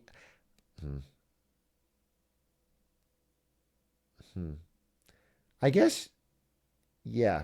I'm trying to think. I'm trying to be legitimate to your question. But maybe I need more specific examples of things you haven't tried. Because maybe the opportunity hasn't come along yet. The only way mastery experience actually helps build our efficacy is if we can confidently attribute what we've done to our own skill and not some other factor like a lack of task difficulty or luck. And I think this is what separates Miyazaki's works from the pack. Most games in my experience are built to be beat. They are constructed to keep you engaged in a flow state such that you are constantly receiving a fair challenge, right? As you beat enemies in turn-based RPGs, you gain experience, and with enough grinding, winning is less dependent on your own decision-making and more a factor of how over-leveled you are. Quick time events can hardly be called a challenge, but they do look and feel nice. Roguelikes like Inscription and Hades become easier as the game passes because you'll consistently find power-ups that will stick with you in your next run, meaning you'll never truly start from scratch again. If you keep struggling, the game will keep accommodating. Mario Kart rewards you with better items if you're doing worse, and some games like Resi 4 and Max Payne actually change the difficulty of enemies if you aren't playing well in an attempt to keep you feeling like a badass. And this is not a critique, by the way. Games are built to craft an experience, and if you're struggling more than the devs want, it can tarnish the intended message. However, when it comes to locus of control, I think you and I would agree that a victory in most games can be attributed to either our own skill or just as easily attributed to the game being built as an interactive tour that's designed to be beaten. Can I really feel like I've accomplished a feat if I beat Final Fantasy VII Remake? Can I flex on people that I got past Bylosite and Skyward Sword? I think for some people, video games, though fun, are generally patronizing with their difficulty, beaters get out, any dude. victory in them can be easily attributed to the game setting you up for success and not. As a wrestling coach, I have a hard time determining what to focus on for an individual for wins and fails. Tell them to watch Marketing Monday. I have a lot of context that isn't the end of the world, but these kids don't understand that it isn't sometimes that they take a lot of small dubs, even a loss. Sometimes you got to get down the mountain to climb the next one. Yeah, that's very wise. You sound like a good coach. Yeah, I think, I mean, it sounds so cliche, but once you start to separate the result from the act, like you can know you played good in a loss and know you got fucking lucky in a win. And you can know those things. You can know there's a difference. But if you only care about the dub, that's how I see this happen in games a lot where people get stuck in one. People who get stuck in like gold in League of Legends, it's because they're ironically too focused on the LP. They're too focused on like, I need to get the win to get the points to get up the plat. But it's like they're playing game by game for these little things and they get too stressed on it and they're not noticing the small mistakes they're making and they're over-focusing on what their teammates' errors are. But reality, you have to just like ignore, just say whether it takes 50 games or 100, I'm just going to try and get better every game. And then usually rewatch the game and see, I fucked up here, I fucked up here. We won this game, but I fucked up here. I lost lane, I got lucky by getting, you know what I'm saying? And then once you get better, then it'll just happen kind of naturally. So you're saying I'm a diamond in a gold body. Yes. My long-term point was that you specifically are an ELO hell. You're a diamond player. Your team sucks. Mick Master, I am literally saying that you are the GOAT. You're actually faker level, and you've been getting consistently unlucky. Your own merits. Again, not a bad thing per se, but very much the norm, I feel.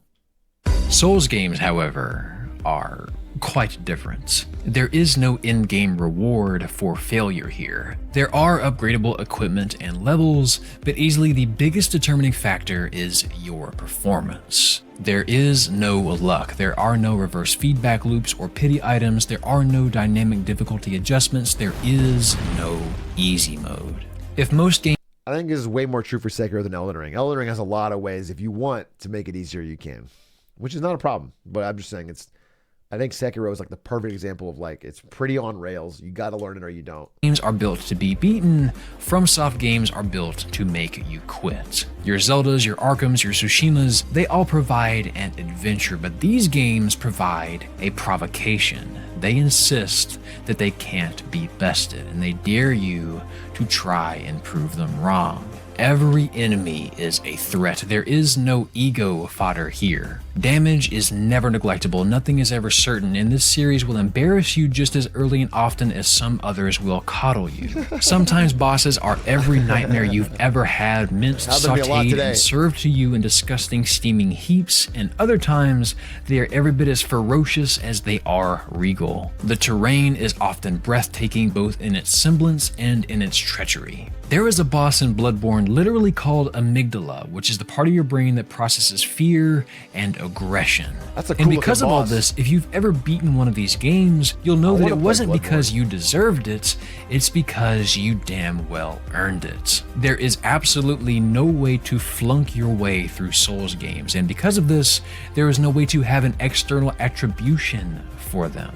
These games demand that you take it fully upon yourself to win, so any victory afforded to you will be seen with an internal locus. And since you know that you were the one that made this happen and not the game, since you took that dare, proved to the game and yourself that you could do it, and rose to the occasion, your self-efficacy rose right along with I think you. that's true. Which, if we are to believe the study from earlier, should have a direct psychological effect on some of those darker thoughts. By climbing out of the pit that FromSoft games throw you in, you are provided with first-hand evidence that you can in fact overcome those demons, and you can do it on your own merit. If you feel like there's something wrong, making that first initial step to actively try and better yourself is such a great achievement. I don't know, it gave me some sort of sense of control in my life that I somehow went from sucking ass, fighting the skeletons at the beginning on accident, and beating the game. The way to live a happy life becomes clear. Take the little steps to gain as much agency over your life as possible. Yeah! It's certainly video got way important better to after the note a beginning. few things, like in the 2021 article from earlier, self-efficacy is only negatively correlated with depression, anxiety, worry, and social avoidance. It doesn't mean that raising self-efficacy is guaranteed No, to definitely fix not. those things. The relationship I mean, there's goes clinical both depression. ways. Correlation isn't causation. You could certainly see where repeated failure leads to low efficacy and in turn depression, but you could also imagine that the death of a loved one creates a depression that leads to the person feeling helpless. We can say with confidence that both factors are. I think he's saying if someone in your life dies, playing Dark Souls will heal the wound. I think that's what he's saying. I'm pretty sure. I'm not 100%. I do think this video could have been 10 minutes, have fewer anime clips. Sorry for saying that. And really focus on like this core part here, which is about how like accomplishment in these games gives you more locus of control, which is cool.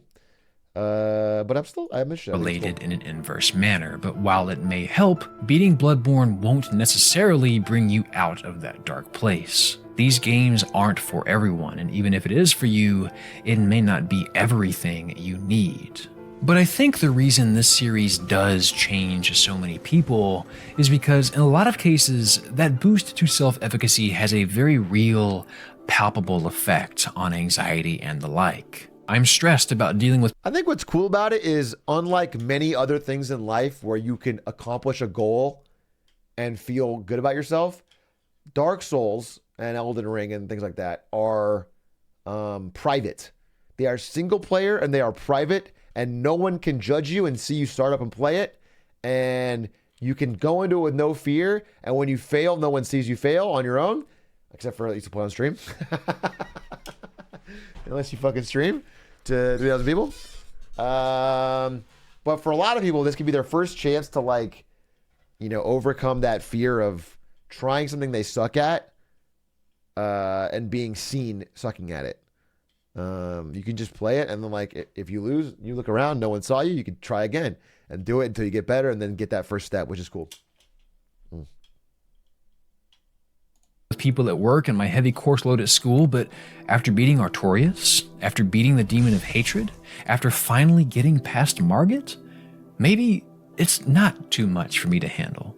Of course, self-efficacy in Souls games is not the same thing as self-efficacy in life, right? This does not translate to being a good conversationalist or even a good person. Well, yeah, winning here won't fix your problems, but the efficacy from it may be more generalizable than you think. One study found that self-efficacy training in a sample of women increased self-efficacy perceptions not only for self-defense skills, but also across a handful of things like sports competencies and coping skills. In another 2011 meta-analysis, researchers found that in patients with high blood pressure, higher self-efficacy was associated with self-care behaviors like medication adherence, physical activity, and dietary changes. Our confidence in one task, it seems, often bleeds into other domains of our life. For many people, I think Miyazaki's works are a wake-up call, an invitation to find proof of your strength disguised as a hauntingly gorgeous game that your friends won't stop talking about. I think every single one of us would be lying if we said that we've never doubted our ability to do anything. Sometimes something as simple as getting out of bed in the morning feels like a Herculean task. Sometimes trying to believe a positive thought is like trying to start a fire in a rainstorm. But what I love about these games, and really any game that's brutally difficult, is that they are every bit as harsh as reality sometimes. Much like your real life circumstances, they don't care about you or your feelings. They are what they are, unmoving, unwavering, unyielding, and even so, you still face them head on. Much like Trophic Cascades, this is not just an encouraging sentiment. It's a very real, measurable phenomena. Overcoming difficulty builds confidence. It builds Nah, I'll just die to the first boss 6 times, say game bad, and move on. Based. Teaches you a different skill. That teaches you the most important skill in life, which is that if you fuck up, it's not your fault. It's someone else's fault. And you should blame them.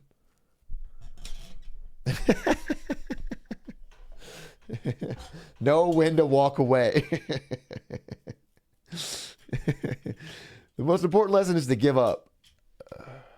Perseverance. It builds your self-efficacy. It gives you proof that you can overcome what— Quit early, quit often, send the devs death threats. The big 3, okay? And if you learn those skills, you're set for life. Whatever the universe has placed in front of you, and knowing that others have overcome the same challenges you have, both in these games and in the real world, can remind us that we are not alone in our struggle. You are not the first or the last to fight the good fight, and it's one that you can win. You know that now, don't you? So keep on fighting that fight. Be safe, friend, and don't you dare go hollow. Oh, I like the idea of the video. I think I would have done it a little differently, but these videos do better than my videos, so maybe I should learn how to fucking make it a little more cinematic.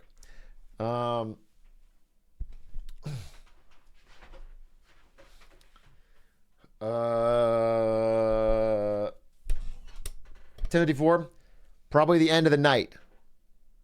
That was fun and interesting. I'm looking for if there's a real short, interesting video. I'm looking for like a real short video. One that really just bangs in fucking just like 4 minutes. Something that really just Skibbity Toilet 49, perhaps.